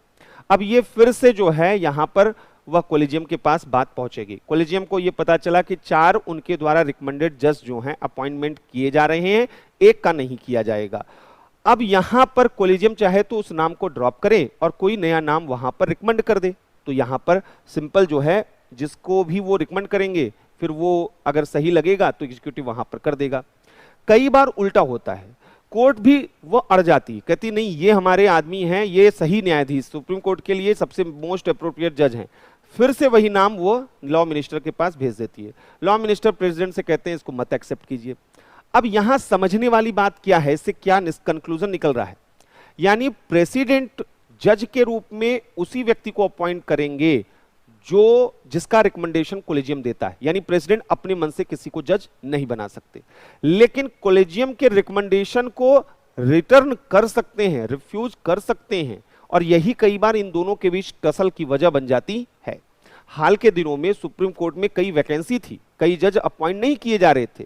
उसकी वजह थी कि सुप्रीम कोर्ट जिन जज का कोलेजियम जिन नामों को राष्ट्रपति के पास भेज रहा था, विधि मंत्री उसको वापस कर दे रहा था, तो दोनों के बीच एक कन्फ्रंट्रेशन वहां पर देखने को मिल रहा था। बहरहाल हमने कहा कि यहां पर यह कोलेजियम सिस्टम के माध्यम से जजेस का अपॉइंटमेंट शुरू हो चुका था 93 के बाद से, और 98 के बाद इसमें क्लियरिटी भी लाई गई। लेकिन इसमें कई प्रॉब्लम आई नेपोटिज्म की, फेवरिज्म की। यह देखा गया कि जो जज अब जजेस का अपॉइंटमेंट कर रहे हैं, तो जजेस को लगा भाई सारा पावर हमारे पास है, हमें तो केवल रिकमेंड करना है, इनको जो है वहां पर जज बना दिया जाए। तो जो भी लोग कोलेजियम में होते थे वो जो हैं अपने रिलेटिव्स को, जो हैं अपने नियर डियर को, वो चाहते थे जजेस के रूप में अपॉइंट करना, तो उन्होंने उन्हीं नामों को रिकमेंड करना शुरू कर दिया। तो ऐसे में यह देखा गया कि कुछ एक परिवार ऐसे रहे, कुछ एक ऐसी फैमिली रही जो पूरे सुप्रीम कोर्ट में जिनके ही रिलेटिव्स जो हैं बार बार वो जजेस बनते रहे। जैसे जस्टिस दीपक मिश्रा जी हैं, तो इनके जो हैं चाचा जी रंगनाथ मिश्रा जी रहा करते थे, वो भी सुप्रीम कोर्ट के चीफ जस्टिस रहे हैं। या चंद्रचूड़ जी हैं इस वक्त सुप्रीम कोर्ट के जज, इनके पिताजी भी जो हैं वह सुप्रीम कोर्ट के चीफ जस्टिस हुआ करते थे। मार्कंडे काटजू साहब, उनके घर में बहुत लोग हैं जो सुप्रीम कोर्ट में जज थे। इसी तरीके से जितने भी नाम आप यहाँ पर लीजिए, वो सभी नामों में आप जो है वहां पर देखेंगे कि उनके कोई न कोई रिलेटिव जो हैं ऑलरेडी सुप्रीम कोर्ट में वह जज के रूप में या चीफ जस्टिस के रूप में उन्होंने सर्व किया हुआ है। सभी लोगों का एक अपना पूरा रिकॉर्ड रहा है। तो सवाल यहां पर उठता है कि कुछ घरों तक, कुछ गांवों तक, कुछ कम्युनिटी तक जजेस जो हैं वो कन्फाइंड होकर रह गए हैं। इसलिए बड़ा क्रिटिसिज्म यहां पर किया जाता है कि ये जो है ट्रांसपेरेंसी नहीं है, आर्बिट्रेरीनेस है, जुडिशियल आर्बिट्रेरीनेस है। जुडिशरी जिसको चाहे उसी को जज बना रही है, यानी मेरिट को इग्नोर किया जा रहा है, नेपोटिज्म को जो है वह पहले नंबर पर लाया जा रहा है। दूसरा एक और यहां पर क्रिटिसिज्म किया जाता था कि जजेस को कैसे अपॉइंटमेंट कर सकते हैं। ये तो सेपरेशन ऑफ पावर का वायलेशन है कि हम अपने ही लोगों को वहां पर जो है वह कर रहे हैं। तो इससे उनकी जो है ट्रांसपेरेंसी कहां पर जो है वहां पर आएगी या कहां पर नहीं आएगी। तो इस तरीके के ट्रांसपेरेंसी का भी इशू यहां पर बन रहा था कि ये जो है पारदर्शी प्रक्रिया नहीं है, क्योंकि कॉलेजियम जो डिसीजन लेती थी वो पब्लिक नहीं किए जाते थे। भाई आपने किसी को जज बनाया होगा, क्यों बनाया है, किस आधार पर बनाया है, इस तरीके के मुद्दे भी वहां पर उठ नहीं पाते थे। तो 2014 में इस चीज को दूर करने का एक प्रोसेस लाया गया। तो 2014 में यहां पर जो है इस नेपोटिज्म को कॉलेजियम के खत्म करने के लिए 2014 में एक बिल लाया गया जिसे एनजेएसी एक्ट कहते हैं, नेशनल जुडिशियल अपॉइंटमेंट कमीशन लाया गया। नेशनल जुडिशियल अपॉइंटमेंट कमीशन जो है एनजेएसी, ये लाया गया 99th कॉन्स्टिट्यूशनल अमेंडमेंट के थ्रू इसको संविधान में जोड़ा गया। यह 99वां संविधान संशोधन के तहत इस आयोग को बनाया गया। यह एनजेएसी किस लिए लाया गया था? अपॉइंटमेंट फॉर जजेस, न्यायाधीशों की नियुक्ति के लिए, और ट्रांसफर ऑफ जजेस ऑफ हाई कोर्ट, जो उच्च न्यायालय के न्यायाधीश थे एक जगह से दूसरी जगह स्थानांतरण, ये दोनों काम यह आयोग करता। पहले इस बार आयोग के कंपोजिशन को देखते हैं। इस आयोग में यहां पर एक तो 6 मेंबर बॉडी था, यह 6 मेंबर 6 सदस्यीय एक निकाय था। पहला सीजीआई, भारत के मुख्य न्यायाधीश, ये एक्स ऑफिशियो चेयरमैन होते थे। ये इसके एक्स ऑफिशियो चेयरमैन माने गए। इसके अलावा जो है वह सर्वोच्च न्यायालय के 2 वरिष्ठतम न्यायाधीश, 2 सीनियर मोस्ट जजेस ऑफ सुप्रीम कोर्ट, सर्वोच्च न्यायालय के 2 वरिष्ठतम न्यायाधीश। तीसरा law minister of union, law minister, संघ के विधि मंत्री, लॉ एंड जस्टिस, विधि और न्याय मंत्री एक ही है, मतलब लॉ एंड जस्टिस मिनिस्टर, और 2 इमिनेंट पर्सनैलिटी, 2 प्रतिष्ठित व्यक्ति। तो ये 6 मेंबर बॉडी यहां पर लाई गई और कहा गया अब यही काम करेगी। तो इसमें जो है एक अच्छी बात क्या थी कि एक तरफ इसमें जुडिशरी थी, यानी कॉलेजियम को खत्म करके अब जजेस का अपॉइंटमेंट कौन करेगा? तो एक एनजेएसी, एक कमीशन करेगा जिसमें सीजीआई भी होंगे और 2 अदर जजेस, सीनियर मोस्ट जज होंगे। 3 तो न्यायपालिका के ही लोग होंगे, और यूनियन एग्जीक्यूटिव से एक व्यक्ति को लाया गया, यानी एग्जीक्यूटिव को भी इसमें रिप्रेजेंटेशन दिया गया। एग्जीक्यूटिव को भी यहां पर जो है यह रिप्रेजेंटेशन यहां पर दिया गया। तो एक तरफ जुडिशरी और एक तरफ जो है यहां पर वह संघ के विधि और न्याय मंत्री, और तीसरा सिविल सोसाइटी। प्रतिष्ठित व्यक्ति कहां से लिए जाएंगे? सिविल सोसाइटी से। तो बोला गया कि अब तो सबसे बेहतर तरीका हो गया ना, अब तो जो है जजेस का अपॉइंटमेंट कौन करेगा? न्यायपालिका, कार्यपालिका, नागरिक समाज, तीनों के प्रतिनिधि मिलकर करेंगे। तो अब कोई भेदभाव, कोई यहां पर कोई मनमानापन नहीं होगा। तो ये चीज, ये एक सोचा गया था, और इनका काम क्या होगा? सुप्रीम कोर्ट और हाई कोर्ट, इनका काम क्या होगा? सुप्रीम कोर्ट और हाई कोर्ट के जजेस का अपॉइंटमेंट, के न्यायाधीशों की नियुक्ति के लिए ये राष्ट्रपति को परामर्श देते हैं। न्यायाधीशों की नियुक्ति के लिए राष्ट्रपति को परामर्श देना इनका काम था। सुप्रीम कोर्ट और हाई कोर्ट के जजेस के अपॉइंटमेंट के लिए प्रेसिडेंट को, राष्ट्रपति को परामर्श देना इनका काम था, ये यहां पर बोला गया। और दूसरा काम था हाई कोर्ट के जजेस का ट्रांसफर, उच्च न्यायालय के न्यायाधीशों का स्थानांतरण, न्यायाधीशों के स्थानांतरण के लिए, ट्रांसफर के लिए ये परामर्श देते, कंसल्टेशन इनके लिए भी। तो ये दो काम होते थे और यहां पर बोला गया ये सबसे बेस्ट ऑप्शन यहां पर है। लेकिन अब इसमें प्रॉब्लम सुप्रीम कोर्ट को आई और फोर्थ जजेस केस इस पर आया। फोर्थ जजेस केस जो था, जिसको एनजेएसी केस भी कहते हैं, फोर्थ जजेस केस या एनजेएसी केस भी इसे कहते हैं, 2015 में यहां पर आया। और इस फोर्थ जजेस केस में कहा गया कि ये जो एनजेएसी लाया गया कॉन्स्टिट्यूशनल अमेंडमेंट के द्वारा बिल्कुल गलत है। क्यों? इन्होंने कहा कि भाई आपने इसमें इनको जो रखा हुआ है, यूनियन एग्जीक्यूटिव, आपने विधि मंत्री को रखा है, तो यहां पर न्यायपालिका के सदस्यों की नियुक्ति कार्यपालिका नहीं करेगी।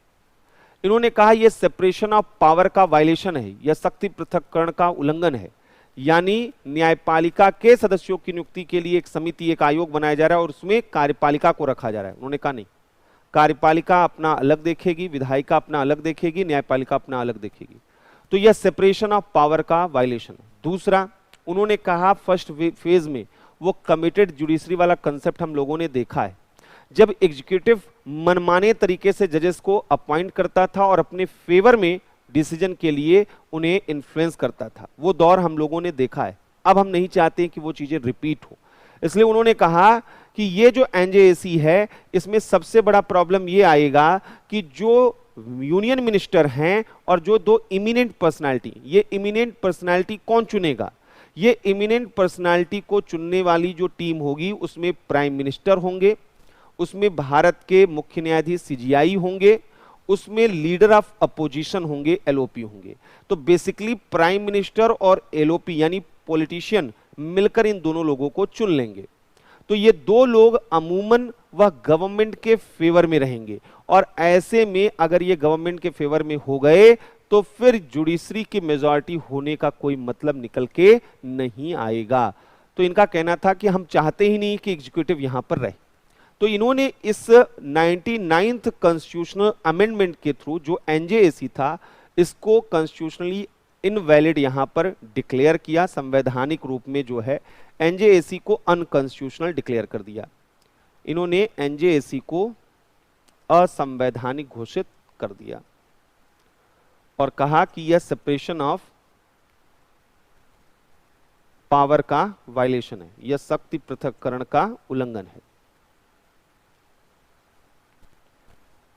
यह शक्ति पृथक्करण का उल्लंघन है और जुडिशियल इंडिपेंडेंस के अगेंस्ट है। और जुडिशियल इंडिपेंडेंस जो है वह basic structure of the constitution है। तो कुल मिलाकर अभी भी जो है वह कॉलेजियम व्यवस्था ही काम कर रही। तो अभी कॉलेजियम व्यवस्था ही काम कर रही, कॉलेजियम सिस्टम ही जो है वो काम कर रहा है। ये आपको बॉटम लाइन जो यहां पर देखना है। आगे इस पर और डिबेट चलेगा मेंस वाले क्वेश्चन पे। ये सब तो प्रीलिम्स के लिए है। अभी नोट्स इंग्लिश मीडियम में अगर मिल गया होगा तो उम्मीद है कि तब तो ठीक है, नहीं मिला होगा थोड़ी देर में इंग्लिश मीडियम का नोट्स मिल जाएगा। तो जुडिशरी वाले जितने भी चीज़ें हैं और हिंदी में भी सारी चीज़ें आपके नोट्स में लिखी हुई हैं, तो बहुत ज़्यादा डिटेल में मुझे लिखने की ज़रूरत नहीं है, आपके नोट्स में लिखी हुई हैं ऑलरेडी ये सारी चीज़ें। तो समझने पे ज़्यादा फोकस कीजिए कि ये सारी चीज़ें समझ में आ जाएं और जो भी नई चीज़ें मिले वो आप नोट वहाँ पर करते रहें। अब आइए अगला जो हमारे लिए इशू है, जजेस का अपॉइंटमेंट हमने देख लिया। अब टर्म ऑफ ऑफिस जो है इनका वो देखते हैं कि कब तक ये अपने पद पर बने रह सकते हैं। तो यहाँ पर जो है देखिए, ये इस वक्त यहाँ पर अगर हम बात करें तो तो यहीं पर आर्टिकल 124 में ही सारी चीजें बताई गई हैं। यहां पर बोला गया है कि 65 ईयर्स एज तक जो है ये अपने ऑफिस को होल्ड कर सकते हैं, 65 साल की उम्र तक ये कर सकते हैं। दूसरा क्या बोला गया है कि यहां पर जो है chief justice of India,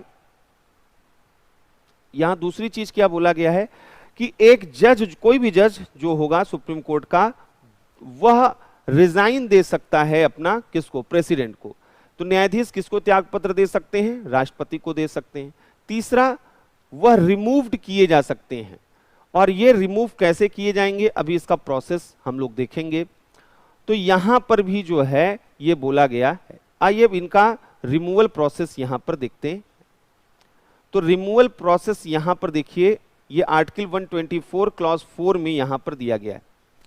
article 124 class 4 में इनका रिमूवल प्रोसेस दिया गया है। एक चीज समझिएगा, अगर याद होगा प्रेसिडेंट के बारे में जब हम आर्टिकल 56 में उनका टर्म ऑफ ऑफिस देख रहे थे कि 5 साल तक रह सकते हैं, उपराष्ट्रपति को त्याग पत्र दे सकते हैं, ये सब हम लोगों ने पढ़ा हुआ था। तो वहां पे हम लोगों ने एक चीज पढ़ा हुआ था कि उनको इम्पीचमेंट के द्वारा हटाया जा सकता है। तो इम्पीचमेंट वर्ड यूज किया गया था वहां पर, और आर्टिकल 61 में इम्पीचमेंट का प्रोसेस भी बताया गया था। लेकिन जजेस के रिमूवल में कहीं भी इम्पीचमेंट वर्ड यूज नहीं किया गया है, वर्ड यूज किया गया रिमूवल, कि उनका रिमूवल प्रोसेस है। तो इसलिए कॉन्स्टिट्यूशन में इम्पीचमेंट टर्म वह केवल और केवल प्रेसिडेंट के लिए इस्तेमाल किया गया है। लेकिन चूंकि प्रोसीजर दोनों का एक जैसा है, तो हम यहां पर इनके हटाने के प्रोसेस को भी इम्पीचमेंट बोलते हैं। यानी सुप्रीम कोर्ट के जजेस को हटाने की प्रोसीजर को इन जनरल हम इम्पीचमेंट कहते हैं। लेकिन अगर टर्म की बात की जाए, क्या यह टर्म लिखा गया है, तो यह इम्पीचमेंट टर्म वह आर्टिकल 124 में नहीं लिखा गया है। आइए देखते हैं कैसे हटाया जाता है। अ जज of the supreme court shall not be removed from his office except by an order of the president. यानी इनको तब तक नहीं हटाया जा सकता है, हटाया जा सकता है लेकिन किसके द्वारा हटाया जाएगा, प्रेसिडेंट के द्वारा। तो अगर ये क्वेश्चन है कि जजेस को कौन हटा सकता है, कौन रिमूव कर सकता है, तो प्रेसिडेंट, पहला आपका जवाब ये होना चाहिए। पार्लियामेंट नहीं, कौन हटा सकता है, राष्ट्रपति। लेकिन राष्ट्रपति कब हटाएगा, after an address by each house of parliament supported by a majority of the total membership of that house and by a majority of not less than 2/3 of the members of that house present and voting. Present and voting has been presented to the president in the same session, एक ही session में, for such removal on the ground of proved misbehavior or incapacity. तो यहां पर ये बोला गया है। फिर आगे बोला गया है कि पार्लियामेंट में by law regulate the procedure for the presentation of an address and for the investigation and proof of the misbehavior or incapacity of judges under class 4.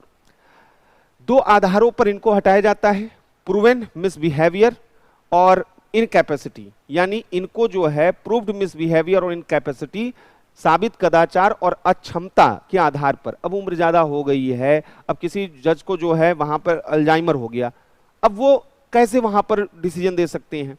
पता चला विटनेस को क्रिमिनल मान ले, क्रिमिनल को विटनेस मान ले तो हो चुका। तो यहां पर जो है इनकैपेसिटी अगर है, मिसबिहेवियर, अब कोई करप्ट, हमें पता चल गया ये जज साहब करप्ट हैं, पकड़े गए हैं, फिर भी क्या उनको हम जज के रूप में कंटिन्यू करें, तब तो किसी कीमत पे नहीं। तो ये प्रोसीजर वहां पर होना चाहिए। और ये जो है प्रोसीजर जो है कैसे होगा डिटेल में, ये पार्लियामेंट को अथॉरिटी दी गई है। सिंपल में बता दिया गया दोनों हाउसेस में 2/3 मेजॉरिटी से एक रेजोल्यूशन पास होगा, पास होने के बाद प्रेसिडेंट के पास जाएगा, प्रेसिडेंट वहां पर सिग्नेचर कर देंगे और जजेस को हटा दिया जाएगा। एक सिंपल प्रोसेस वहां पर बताया गया है। लेकिन बाकी इसको डिटेल में पार्लियामेंट बाय लॉ जो है वह रेगुलेट कर सकती है। तो इनका जो न्यायाधीशों का पदावधि यानी टर्म ऑफ ऑफिस है,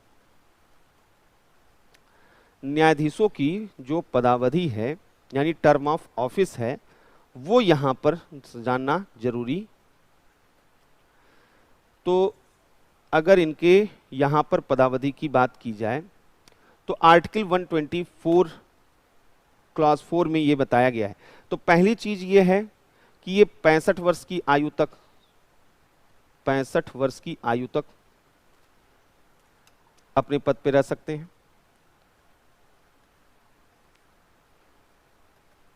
दूसरा, प्रेसिडेंट को रिजाइन दे सकते हैं।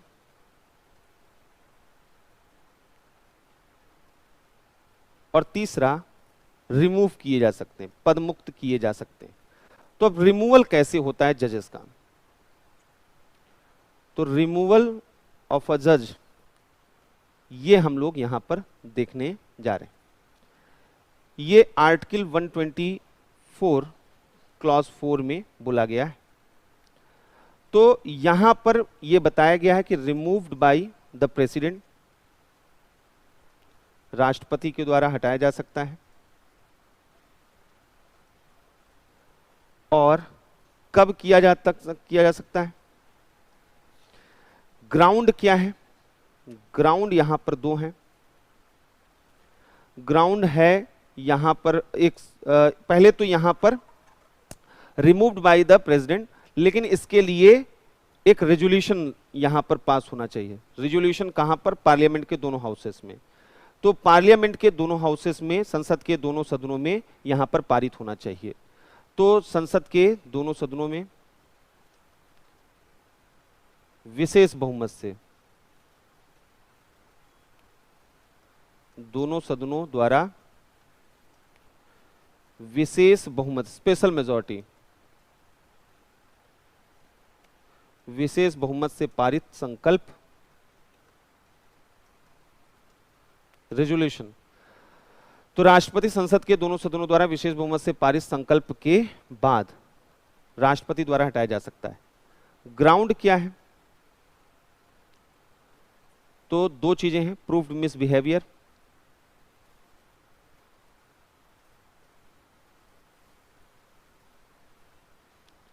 और दूसरा क्या है? इनकैपेसिटी। तो यहां अक्षमता और यहां पर साबित कदाचार, दो चीजें यहां पर बोली गई हैं। तो अब तीसरी चीज है कि पार्लियामेंट में by law regulate the procedure of the presentation of an address and for the investigation. क्या इसके लिए ऐसा कुछ किया गया है? तो बिल्कुल, यहां पर संसद ने ऐसा कुछ किया हुआ। तो यहां पर संसद ने क्या किया हुआ है, अब उसको देखते हैं। तो पार्लियामेंट के द्वारा यहां पर जो है एक कानून बनाया गया है। आर्टिकल 124(5) में बोला गया है कि जो है पदमुक्ति के लिए संसद द्वारा इस संबंध में कानून बनाया जा सकता है।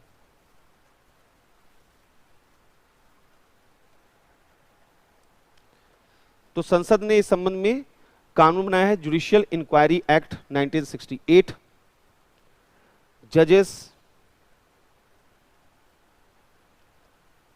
इंक्वायरी एक्ट 1968, ये यहां पर बनाया गया। ये क्या कहता है? तो इसमें एक एक चीज थोड़ा सा हम लोग यहां पर समझते हैं, यहां से क्वेश्चन आता है। इसमें पहली चीज ये है कि न्यायाधीशों को अगर हटाना है तो वह प्रक्रिया संसद के किस सदन में शुरू होगी? तो पहली चीज है, पदमुक्ति की जो प्रक्रिया है, रिमूवल प्रोसेस, वह आइदर हाउस, किसी भी सदन में स्टार्ट किया जा सकता है।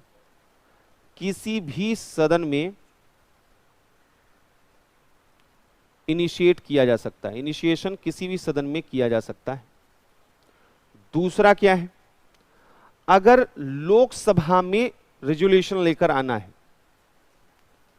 तो लोकसभा में अगर संकल्प लाना है तो 100 मेंबर्स संकल्प लेकर आएंगे। 100 सदस्य पहले स्पीकर को बोले कि हम ये लेकर आना चाहते हैं, इनको हटाने का प्रोसेस, तब कहीं वहां पर शुरू होगा उनके खिलाफ इंपीचमेंट। तो 100 सदस्य कम से कम।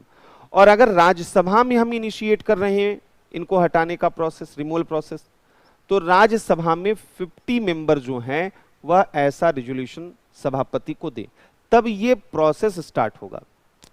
अब यहां पर जिस भी हाउस में शुरू किया गया, मान लीजिए लोकसभा में शुरू किया जाए, राज्यसभा में, जैसे दीपक मिश्रा जी जो हैं चीफ जस्टिस हमारे यहाँ थे, अभी लास्ट टाइम उनके अगेंस्ट इंपीचमेंट लाया गया था। तो राज्यसभा के 50 मेंबर्स जो हैं उन्होंने राज्यसभा के सभापति को बोला कि इंपीचमेंट स्टार्ट किया जाए। तो यहाँ तीसरी चीज ये है कि संकल्प लाने के बाद अब ये पूरा चीज किसके हाथ में आ जाता है? स्पीकर और सभापति। ये स्पीकर और सभापति चेयरमैन जो हैं ये उनका डिस्क्रिशन है कि इम्पीचमेंट के रेजोल्यूशन को वो एक्सेप्ट करें और आगे शुरू करें या न करें। तो यहां पर जो है स्पीकर या सभापति का अप्रूवल आवश्यक है। अगर वो रिजेक्ट कर देंगे तो इंपीचमेंट आगे बढ़ेगा ही नहीं। जैसे जो चीफ जस्टिस दीपक मिश्रा जी के अगेंस्ट लाया गया इंपीचमेंट था, राज्यसभा में चेयरमैन कौन थे? वेंकैया नायडू साहब, मतलब वाइस प्रेसिडेंट उसके एक्स ऑफिशियो चेयरमैन होते हैं। तो उन्होंने उसको रिजेक्ट कर दिया, इंपीचमेंट के रेजोल्यूशन को ही रिजेक्ट कर दिया। तो दीपक मिश्रा जी के अगेंस्ट वह प्रोसेस चला ही नहीं। तो इनकी जो कंसेंट है वो बाइंडिंग होती है, मैंडेटरी होती है, बिना इसके चीजें स्टार्ट नहीं होंगी। अब जिस सदन में संकल्प लाया गया, जिस सदन में रेजोल्यूशन लाया गया है, वहां एक इन्वेस्टिगेशन जो है कमेटी बनती है, इंक्वायरी कमेटी बनती है। एक इंक्वायरी कमेटी यहां पर जांच समिति बनती है। इस इंक्वायरी कमेटी में 3 मेंबर होते हैं, 3 मेंबर्स जो है ये कमेटी होती है। पहला जो है वह सुप्रीम कोर्ट के चीफ जस्टिस होते हैं। अगर वो नहीं है, chief justice of supreme court नहीं है, तो कोई अदर सीनियर मोस्ट जज ऑफ द सुप्रीम कोर्ट होगा, या सुप्रीम कोर्ट का कोई अन्य वरिष्ठतम न्यायाधीश, वो यहां पर। दूसरा, any chief justice of any high court, किसी भी उच्च न्यायालय के एक मुख्य न्यायाधीश को भी इसमें रखा जाएगा। किसी भी XYZ, किसी उच्च न्यायालय के मुख्य न्यायाधीश को।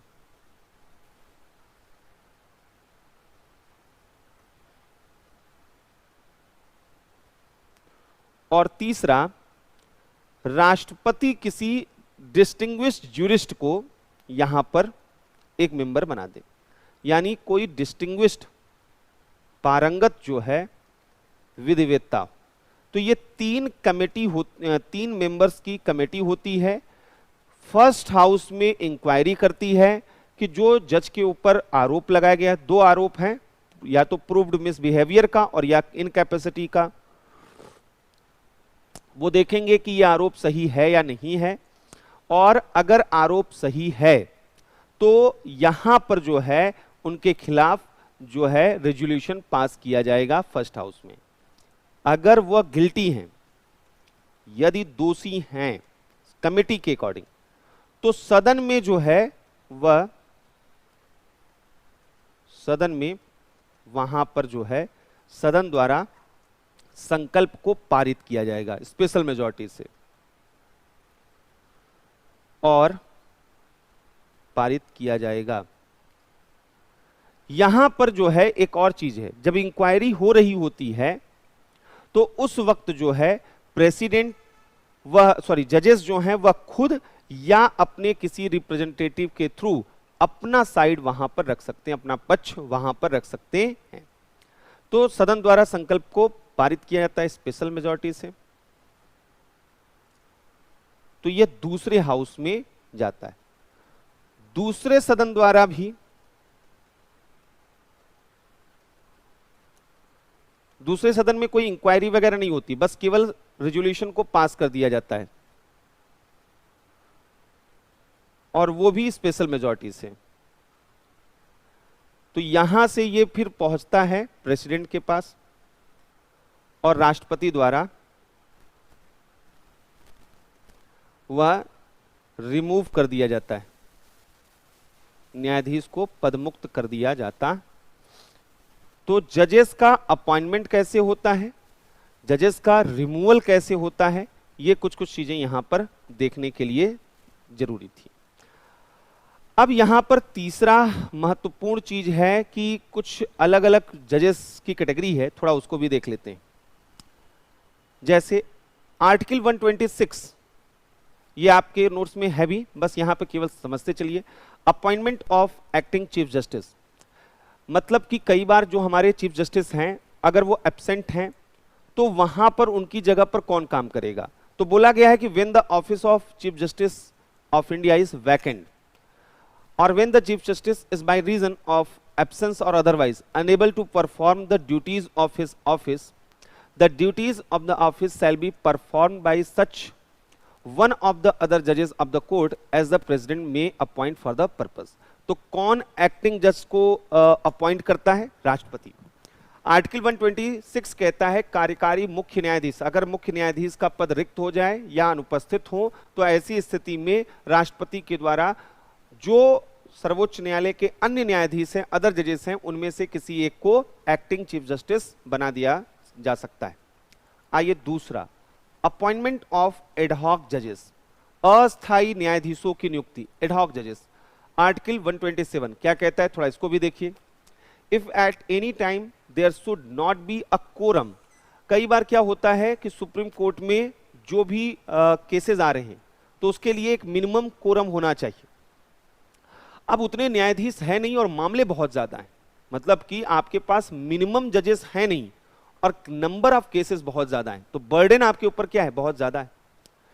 अवेलेबल टू होल्ड और continue any session of the court, the chief justice of India में with the previous consent of the president and after consultation with the chief justice of the high court concerned request in writing the attendance at the sitting of the court as an ad hoc judge for such period as may be necessary of a judge of a high court duly qualified for appointment as a judge of the Supreme Court to be designated by the Chief Justice of India।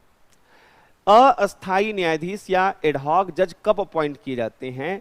जब supreme court के session को चलाने के लिए, continue करने के लिए quorum न हो, यानी जजेस इनसफिशिएंट हो।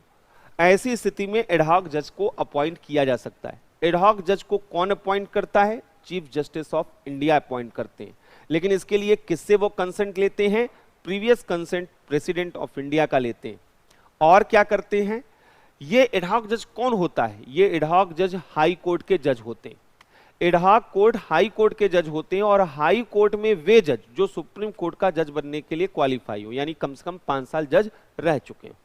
तो वहां पर ऐसे किसी भी जज को जो कि वहां पर क्वालिफाई हैं सुप्रीम कोर्ट का जज बनने के लिए, वहां के चीफ जस्टिस से, जिस भी स्टेट के, जिस हाई कोर्ट के जज को हम सुप्रीम कोर्ट में जज बनाना चाहते हैं, एडहॉक जज बनाना चाहते हैं, परमानेंट नहीं, तो वहां के जो चीफ जस्टिस हैं उनसे हम कंसेंट लेंगे, रिक्वेस्ट करेंगे कि आप रिलीज कीजिए और एडहॉक जज के रूप में उन्हें सर्विस यहां पर देने दीजिए।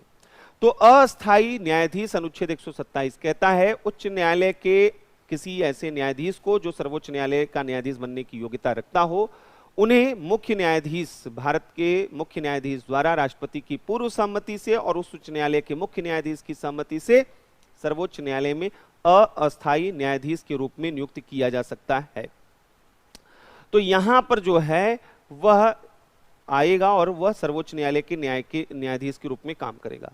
तीसरा यहां पर बोला गया है अटेंडेंस ऑफ रिटायर्ड जजेस at sitting of the supreme court, यानी रिटायर्ड जजेस के बारे में भी प्रावधान किया गया है। इसमें बोला गया आर्टिकल 128 में, not with standing anything in this chapter the chief justice of India may at any time with the previous consent of the president request any person who has held the office of judge of the Supreme Court or of the Federal Court or who has held the office of a judge of a High Court and is duly qualified for appointment as a judge of the Supreme Court to sit and act as a judge of the Supreme Court। यानी कुल मिलाकर लबुलुआब ये है कि राष्ट्रपति के पूर्व अनुमति से, पूर्व सहमति से मुख्य न्यायाधीश वह किसी भी सेवानिवृत्त न्यायाधीश से यह निवेदन कर सकते हैं उनकी सहमति से कि उन्हें सर्वोच्च न्यायालय में अपनी सेवा देने के लिए, तो भले ही वो रिटायर्ड हो गए हैं लेकिन वो सर्वोच्च न्यायालय में वह न्यायाधीश के रूप में अपनी सेवा देते रहेंगे। तो ये बोला गया है यहां पर आर्टिकल 128 में। तो article 126 acting chief justice, president appoint करते हैं। आर्टिकल 127 एडहॉक जज, chief justice of India appoint करते हैं। आर्टिकल 128 रिटायर्ड जज, वो कौन करता है, वहां पर जो है वह उनके किया जाता है चीफ जस्टिस ऑफ इंडिया के द्वारा। अब यहां पर जो एक और अहम सवाल है, पहले उसको देख लेते हैं, फिर यहां से आगे बढ़ते हैं। और वो अहम सवाल है जो इंडिपेंडेंस ऑफ जुडिशरी है, यानी सर्वोच्च न्यायालय के न्यायाधीशों की स्वतंत्रता है, इसके बारे में क्या प्रोविजन किया गया है। इंडिपेंडेंस जो है ऑफ जजेस, न्यायाधीशों की स्वतंत्रता, हमने कहा ना कि फ्री एंड फेयर जो है हमारा इंडिपेंडेंट नेचर है हमारी जुडिशरी का, ऐसा क्यों है, तो पहले उसको देखते हैं। पहला चीज तो ये है कि न्यायाधीशों की जो नियुक्ति और पदमुक्ति की अपॉइंटमेंट और रिमूवल प्रोसेस है बहुत कॉम्प्लिकेटेड है, इसलिए वहां पर एग्जीक्यूटिव जो है वह गलत तरीके से किसी को अपॉइंट या किसी भी न्यायाधीश को रिमूव नहीं कर सकता है, तो फ्रीली ये काम कर सकते हैं। तो जजेस का अपॉइंटमेंट और रिमूवल प्रोसेस, न्यायाधीशों की नियुक्ति एवं पदमुक्ति की प्रक्रिया जो है कि जटिल प्रक्रिया है, कॉम्प्लिकेटेड प्रोसीजर है, तो यहां पर इनको फियर नहीं होता है, क्योंकि इन्हें मालूम है कि इनका अपॉइंटमेंट वह जजेस के द्वारा ही किया जा रहा है, कोलेजियम द्वारा, और रिमूवल में एक लंबा चौड़ा यहां पर प्रोसेस है। दूसरा, जो जजेस हैं सुप्रीम कोर्ट के और उनके एडमिनिस्ट्रेटिव एक्सपेंडिचर हैं, सर्वोच्च न्यायालय के न्यायाधीशों के वेतन और न्यायाधीशों कर्मचारियों यानी जो स्टाफ वगैरह हैं उनके भी वेतन और एडमिनिस्ट्रेटिव जो एक्सपेंडिचर हैं, ये भारत सरकार के कंसोलिडेटेड फंड ऑफ इंडिया से पर चार्ज्ड होते हैं। ये भारत सरकार की संचित निधि पर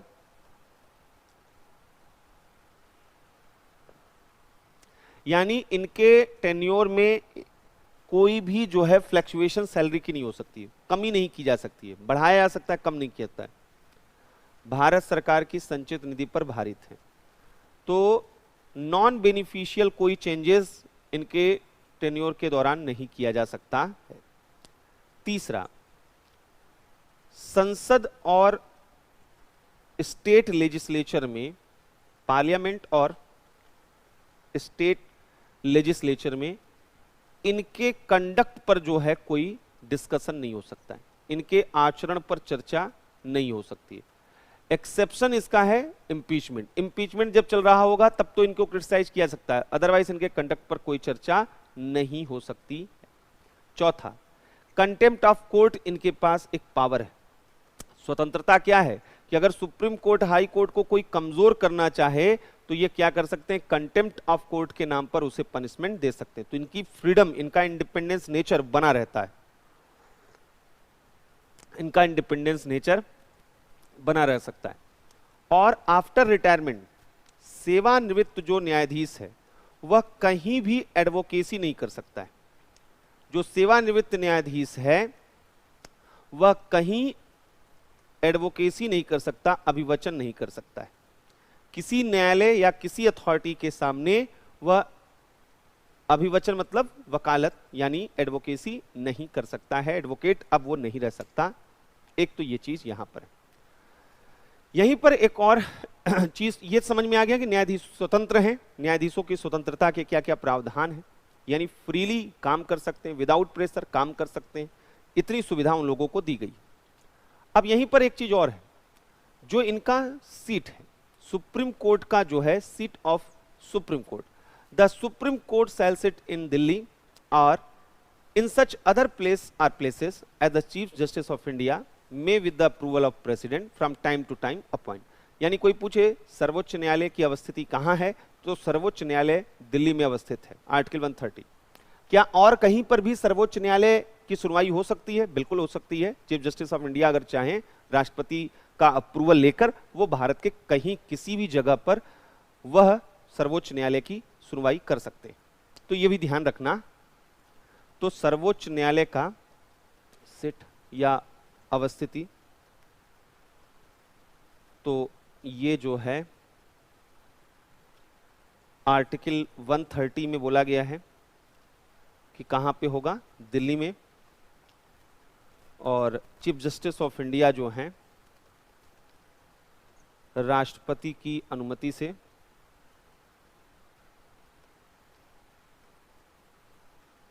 अन्य स्थानों पर भी इसकी बैठक कर सकते हैं।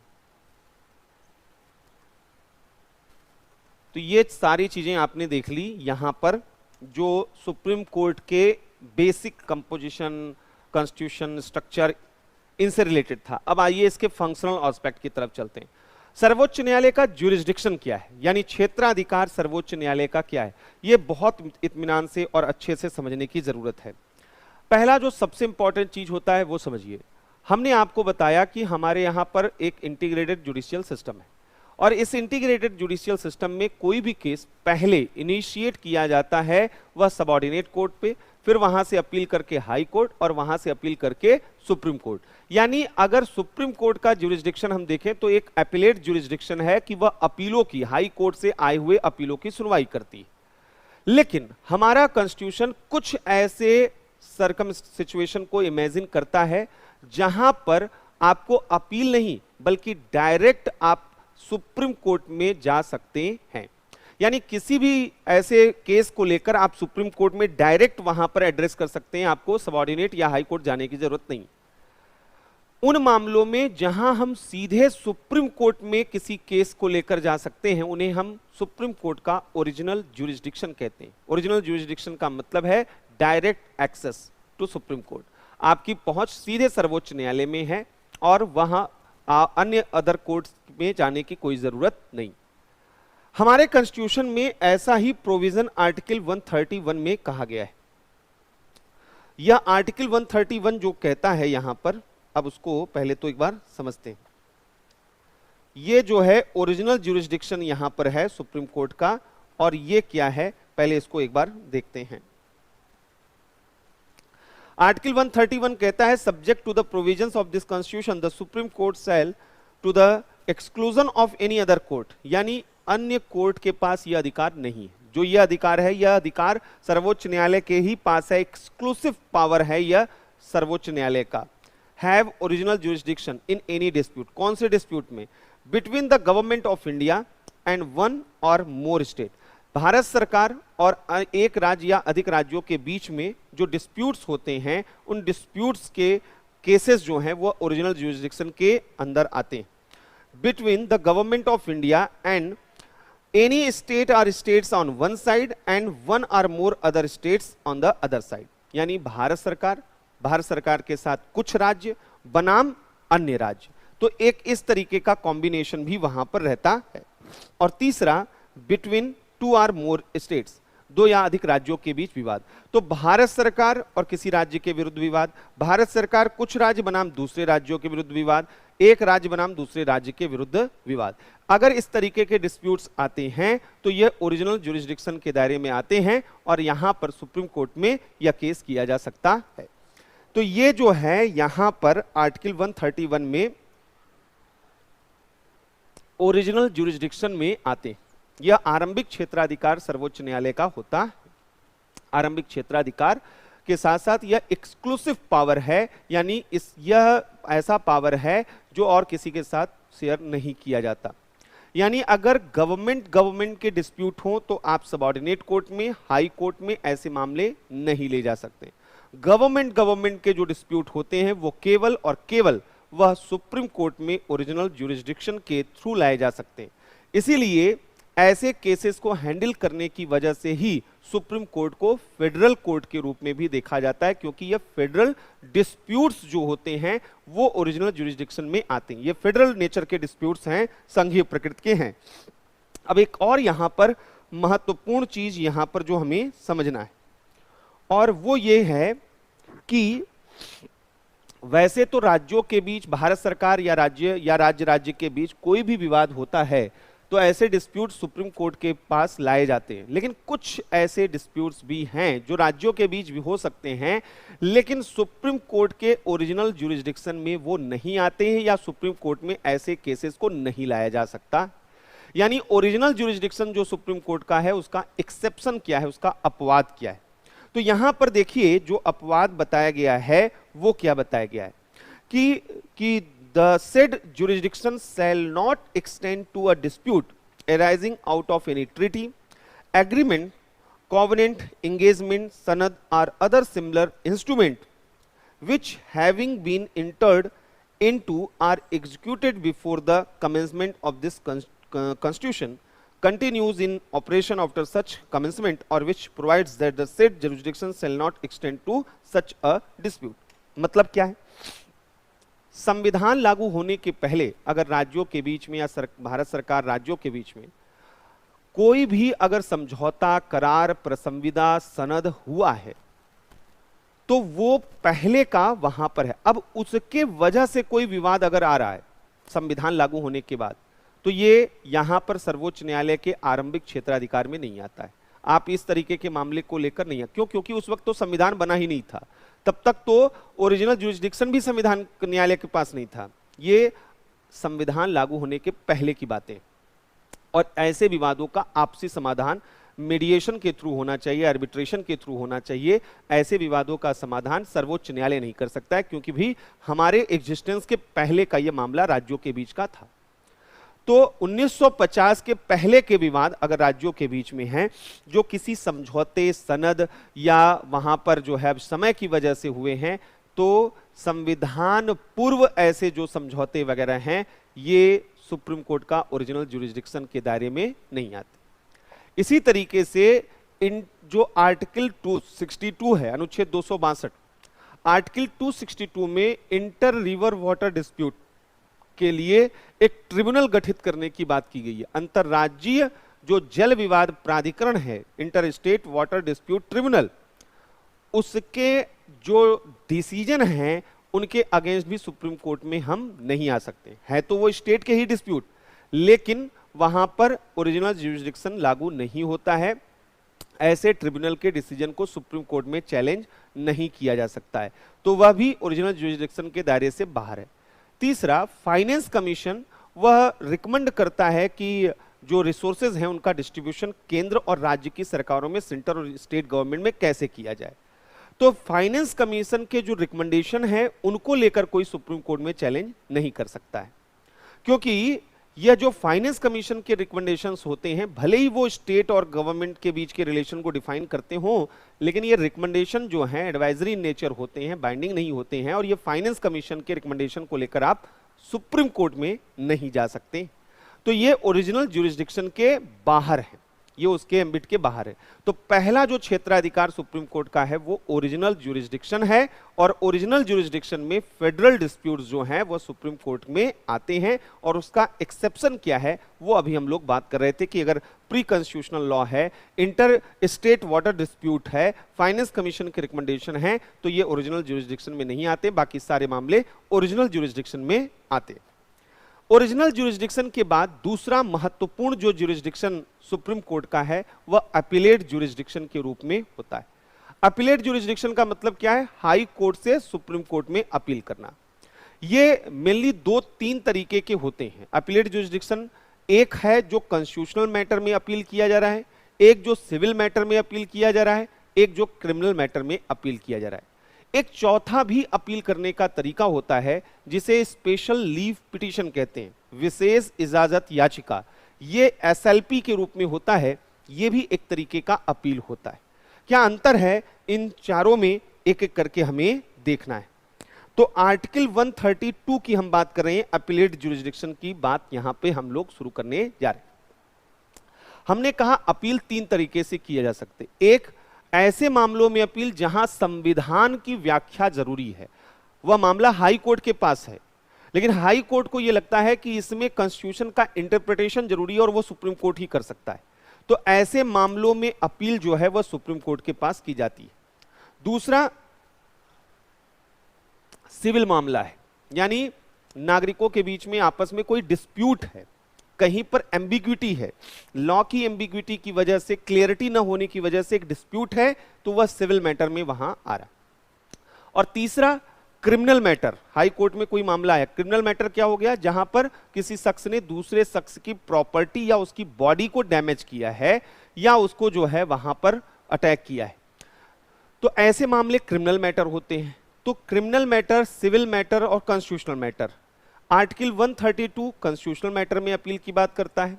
आर्टिकल 133 वह सिविल मैटर में अपील की बात करता है। आर्टिकल 134 क्रिमिनल मैटर में अपील करने की बात करता है।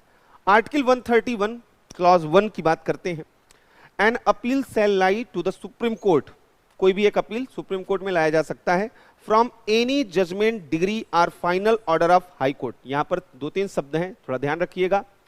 उच्च न्यायालय के किसी निर्णय के, किसी डिग्री के और किसी अंतिम आदेश के विरुद्ध सर्वोच्च न्यायालय में अपील किया जा सकता है in the territory of India, whether in civil, criminal और other proceedings, if the high court certifies under Article 134A that the case involves a substantial question of laws as to the interpretation of this constitution। कोई भी matter हो, अगर वहां पर संविधान के interpretation का मामला है तो ऐसे मामले को हम सर्वोच्च न्यायालय में अपील कर सकते हैं। लेकिन हमारे यहां नियम क्या है? जैसे अभी हमने कहा, कोई भी मामला आया, सिविल मामला, क्रिमिनल मामला, आप कहां लेकर जाएंगे? सबऑर्डिनेट कोर्ट, फिर कहां ले जाएंगे? हाई कोर्ट, फिर कहां ले जाएंगे? Supreme court. होता यह है कि कई बार जिन केसेस में कोई फैक्ट फिगर नहीं है, कोई एविडेंस नहीं है, या जिन केसेस में बिल्कुल चीजें क्लियर हैं कि ये क्राइम किसने किया है, लोग मानते नहीं हैं और उस मामलों को सीधे सुप्रीम कोर्ट तक ले जाने के लिए पूरी लड़ाई, सब कुछ खत्म कर डाले, लेकिन हम सुप्रीम कोर्ट तक जाएंगे, अंतिम दरवाजा हम वहां पर खटखटाएंगे। ऐसा वहां पर लोगों का एक जनरल परसेप्शन रहता है। अब ये स्थिति क्या है कि यहां पर नंबर ऑफ केसेस जो हैं फिर सुप्रीम कोर्ट में क्या है, बढ़ जाएंगे। इसलिए हमने एक गेट कीपिंग सिस्टम किया है। गेट कीपिंग सिस्टम का मतलब है कि अगर सुप्रीम कोर्ट में आना है तो सुप्रीम कोर्ट में तो तभी आ पाएंगे जब हाई कोर्ट डिसीजन दे दे, पहली चीज। और हाई कोर्ट डिसीजन दे दे उसके बाद भी कोई जरूरी नहीं कि आप सुप्रीम कोर्ट आएंगे। हाई कोर्ट के डिसीजन आने के बाद हाई कोर्ट यहां पर एक सर्टिफिकेट आपको देगा।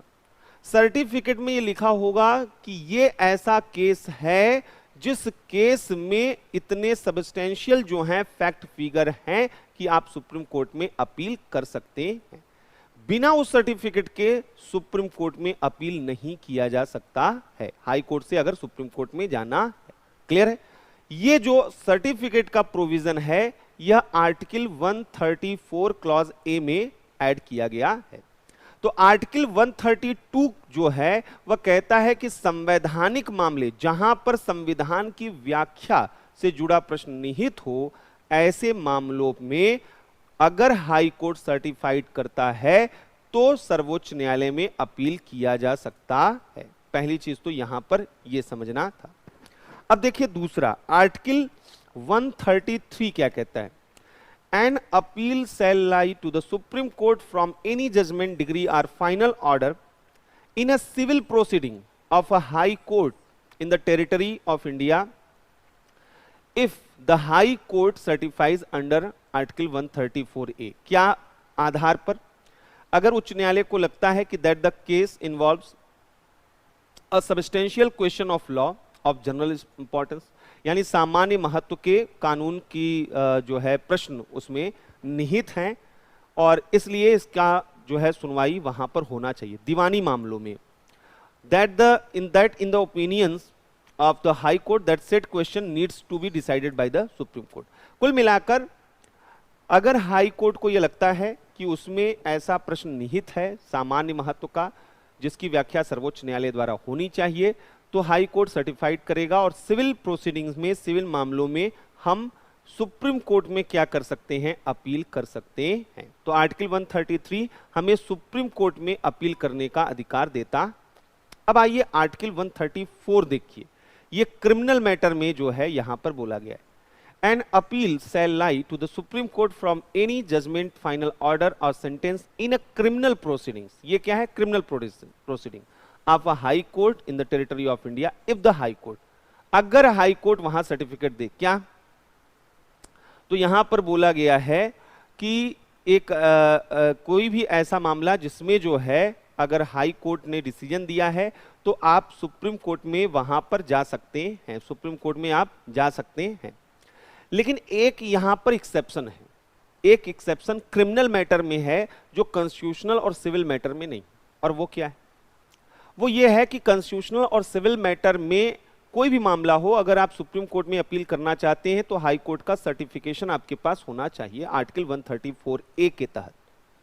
लेकिन क्रिमिनल मैटर में कुछ ऐसे सिचुएशन होते हैं जहां पर कोई सर्टिफिकेट की जरूरत नहीं होती, जहां without certificate of high court आप सुप्रीम कोर्ट में अपील कर सकते हैं कुछ मामलों में। बाकी के क्रिमिनल मैटर में भी सर्टिफिकेट की जरूरत पड़ेगी, लेकिन कुछ मामलों में सर्टिफिकेट की जरूरत नहीं पड़ेगी। वे कौन से मामले हैं? तो यहां पर बताया गया है, has on appeal reversed an order of acquittal of an accused person and sentence him to death. यानी अगर हाई कोर्ट ने सबऑर्डिनेट कोर्ट के किसी मामले की सुनवाई शुरू की, सबऑर्डिनेट कोर्ट ने वहां पर एक्विटल यानी दोष मुक्त कर दिया था उस व्यक्ति को, लेकिन उच्च न्यायालय ने सुनवाई की और उसे कन्विक्टेड जो है घोषित करके डिक्लेयर करके डेथ सेंटेंस दे दिया। तो अब थोड़ा सा ये सवाल उठता है कि भाई सबऑर्डिनेट कोर्ट ने कुछ नहीं बोला, इन्होंने तो सीधे डेथ सेंटेंस दे दिया, तो कंट्राडिक्शन है। तो ऐसे मामलों में हाई कोर्ट के सर्टिफिकेट की जरूरत नहीं है, ऐसे मामलों में सीधे सुप्रीम कोर्ट, ये डेथ सेंटेंस से जुड़ा हुआ मामला है। दूसरा क्या है यहां पर, has withdrawn for trial before itself any case from any court subordinate to its authority and has in such trial convicted the accused person and sentenced him to the death। अब सबऑर्डिनेट कोर्ट में कोई case चल रहा है, अभी subordinate court ने कोई decision नहीं दिया है, लेकिन वहां से उस केस को विड्रॉ कर ले, हाई कोर्ट कहे कि भाई वो केस हमारे पास भेजिए। तो कई बार ऐसा होता है, तो हाई कोर्ट सबऑर्डिनेट कोर्ट में चल रहे किसी केस को अपने पास बुलाकर सुनवाई करे और वहां पर डेथ सेंटेंस दे दे, कन्विक्शन और फिर डेथ सेंटेंस। एक तो हो गया सबऑर्डिनेट कोर्ट ने डिसीजन दे दिया और तब वह सुनवाई कर रहा था और डेथ सेंटेंस दे, और एक है सबऑर्डिनेट कोर्ट के मामले अभी सुनवाई हो ही रही थी, उसको बुलाकर डेथ सेंटेंस दे दिया। इन दोनों सिचुएशन में हाई कोर्ट से सुप्रीम कोर्ट जाने के लिए किसी सर्टिफिकेट की जरूरत नहीं। आगे चलकर एक और इसमें अमेंडमेंट किया गया, एक पार्लियामेंट ने कानून बनाया और उसमें उन्होंने कहा कि ऐसे मामलों में भी सर्टिफिकेट की जरूरत नहीं होगी जहां सबऑर्डिनेट कोर्ट ने एक्विटल दिया हुआ था और हाई कोर्ट ने लाइफ इंप्रिजनमेंट दे दिया, या वहां से मामले को बुलाकर लाइफ इंप्रिजनमेंट या 10 ईयर की सजा दे दी, या तो आजीवन कारावास और या 10 वर्ष तक की सजा। तो ऐसे मामलों में भी सीधे सुप्रीम कोर्ट में अपील किया जा सकता है, हाई कोर्ट के सर्टिफिकेट की जरूरत नहीं होगी। मतलब क्या है कि हाई कोर्ट से सुप्रीम कोर्ट क्रिमिनल मैटर में अपील किया जा सकता है बिना सर्टिफिकेट के। कब किया जा सकता है? अगर हाई कोर्ट ने डेथ सेंटेंस दे दिया हो, मतलब सबऑर्डिनेट कोर्ट ने वो फ्री किया हो और हाई कोर्ट ने या तो डेथ सेंटेंस दे दिया हो या लाइफ इंप्रिजनमेंट दे दिया हो या 10 ईयर तक का जो है इंप्रिजनमेंट दे दिया हो। इन तीनों कंडीशन में कोई सर्टिफिकेट की जरूरत नहीं है। अदर केसेस में सर्टिफिकेट हाई कोर्ट से लेकर ही सुप्रीम कोर्ट में जा सकते हैं। तो एक तो ये था कि ओरिजिनल ज्यूरिसडिक्शन और एक है ये अपीलेट ज्यूरिसडिक्शन। हमने कहा कि अपीलेट ज्यूरिसडिक्शन में चाहे वह कॉन्स्टिट्यूशनल मैटर हो, चाहे सिविल मैटर हो, चाहे क्रिमिनल मैटर हो, आपको हाई कोर्ट से सर्टिफिकेट लेकर जाना होगा सुप्रीम कोर्ट में। क्रिमिनल मैटर में कुछ एक्सेप्शन है, वो हमने बात कर लिया। लेकिन कई बार ये लगता है कि मामला ऐसा है जहां पर हमें तुरंत पहुंचना चाहिए सुप्रीम कोर्ट, और हमें लगता है कि पहले सबऑर्डिनेट कोर्ट, फिर हाई कोर्ट, फिर सुप्रीम कोर्ट, ये बड़ा लंबा प्रोसेस है। तो कई सेंसिटिव ऐसे मामले होते हैं, बहुत से संवेदनशील मामले होते हैं, जैसे निर्भया का केस था। तो हमें लगता था कि फिर ये क्यों कोर्ट कचहरी का चक्कर चल रहा है, सीधे ये पहुंचे मामला सुप्रीम कोर्ट। वहां तक अगर पहुंचना ही है तो सीधे क्यों ना पहुंचे, इतना लंबा चौड़ा क्यों यहां पर चलते। तो हमारे यहाँ एक जुडिशियल सिस्टम है, उसको हम डिस्टर्ब नहीं करना चाहते हैं। ऐसे नंबर ऑफ केसेस हमारे यहाँ तो बहुत ज्यादा है, लेकिन फिर भी सेंसिटिविटी को ध्यान में रखकर हमारे कॉन्स्टिट्यूशन मेकर ने सुप्रीम कोर्ट को ये एक डिस्क्रिशन दिया है कि वो पिक कर सकता है। अगर उसे लगता है कि कोई बहुत बहुत संवेदनशील मामला है सबऑर्डिनेट कोर्ट में, हाई कोर्ट में, कहीं पर भी है, मतलब ऐसा नहीं कि जरूरी हाई कोर्ट में, तो वो खुद अपील की अलाउ कर सकता है। कोई आप जो है सर्वोच्च न्यायालय, आपने आपका एक केस सबऑर्डिनेट कोर्ट में चल रहा है, निर्णय आया, अब आप हाई कोर्ट न जाके सीधे सुप्रीम कोर्ट जाना चाहते हैं। आपने सुप्रीम कोर्ट में SLP, वहां पर स्पेशल लीव पिटीशन दायर किया आपने। अगर सुप्रीम कोर्ट को लगता है कि नहीं ठीक है, ये मामला ऐसा है, सेंसिटिव है, जहां इमीडिएट एक्शन की जरूरत है और उसको अप्रूव कर दे, तो आपको हाई कोर्ट नहीं, सीधे आप सुप्रीम कोर्ट में जाएंगे और वहां से डिसीजन होगा। इसे स्पेशल लीव पिटीशन कहते हैं, विशेष इजाजत याचिका कहते हैं। हमारे कॉन्स्टिट्यूशन के आर्टिकल 136 में इसके बारे में प्रोविजन किया गया है और आर्टिकल 136 जो है ये इस मामले में यहां पर special leave to appeal by the supreme court. तो ये क्या है, एक बार इसको भी देखते हैं, यहां पर क्या ये प्रोविजन किया गया है, एक बार इसको देखते हैं।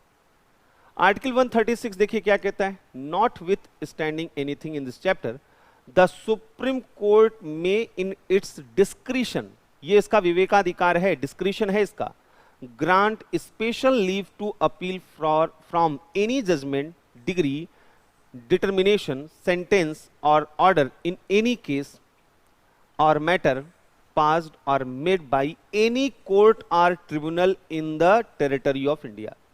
यानी सर्वोच्च न्यायालय वह इसका विवेकाधिकार है कि वह किसी भी न्यायालय, मतलब ऐसा नहीं कि हर एक मामला उच्च न्यायालय से ही सर्वोच्च न्यायालय के पास पहुंचेगा, ये ऐसा अपील है कि चाहे वह सर्वोच्च न्यायालय हो, चाहे वह सबऑर्डिनेट कोर्ट हो, चाहे वह ट्रिब्यूनल हो, चाहे वह कोई भी कोर्ट हो, अगर कोई भी कोर्ट या ट्रिब्यूनल का फाइनल जजमेंट आ गया है, डिग्री आ गया है, डिटर्मिनेशन आ गया है, सेंटेंस आ गया है, ऑर्डर आ गया है, ऐसे मामले में वह विशेष इजाजत का याचिका को मंजूरी दे सकता है, एसएलपी की मंजूरी दे सकता है। कौन दे सकता है? सुप्रीम कोर्ट दे सकता है। क्लियर? हालांकि इसका एक एक्सेप्शन है और वो एक्सेप्शन है कि जो सैन्य न्यायालय होते हैं, सैन्य न्यायालय के निर्णयों के अगेंस्ट वह एसएलपी का इस्तेमाल नहीं होता है। सैन्य न्यायालयों में अगर कोई मामला चल रहा है तो वहां पर विशेष इजाजत याचिका, स्पेशल लीव पिटीशन अप्लाई नहीं होता है।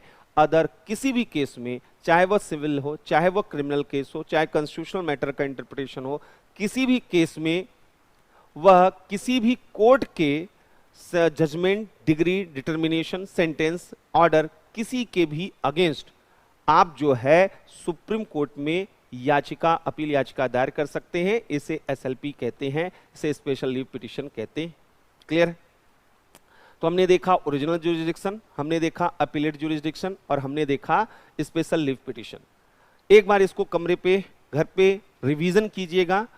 मंडे को फिर हम लोग इसके आगे जो सुप्रीम कोर्ट का अदर ज्यूरिसडिक्शन है वो देखेंगे, सुप्रीम कोर्ट के साथ साथ हाई कोर्ट और सबऑर्डिनेट कोर्ट देखेंगे और फिर उसी दिन मेन से रिलेटेड जो क्वेश्चन है वो भी हम लोग मंडे को डिस्कस करेंगे। Thank you.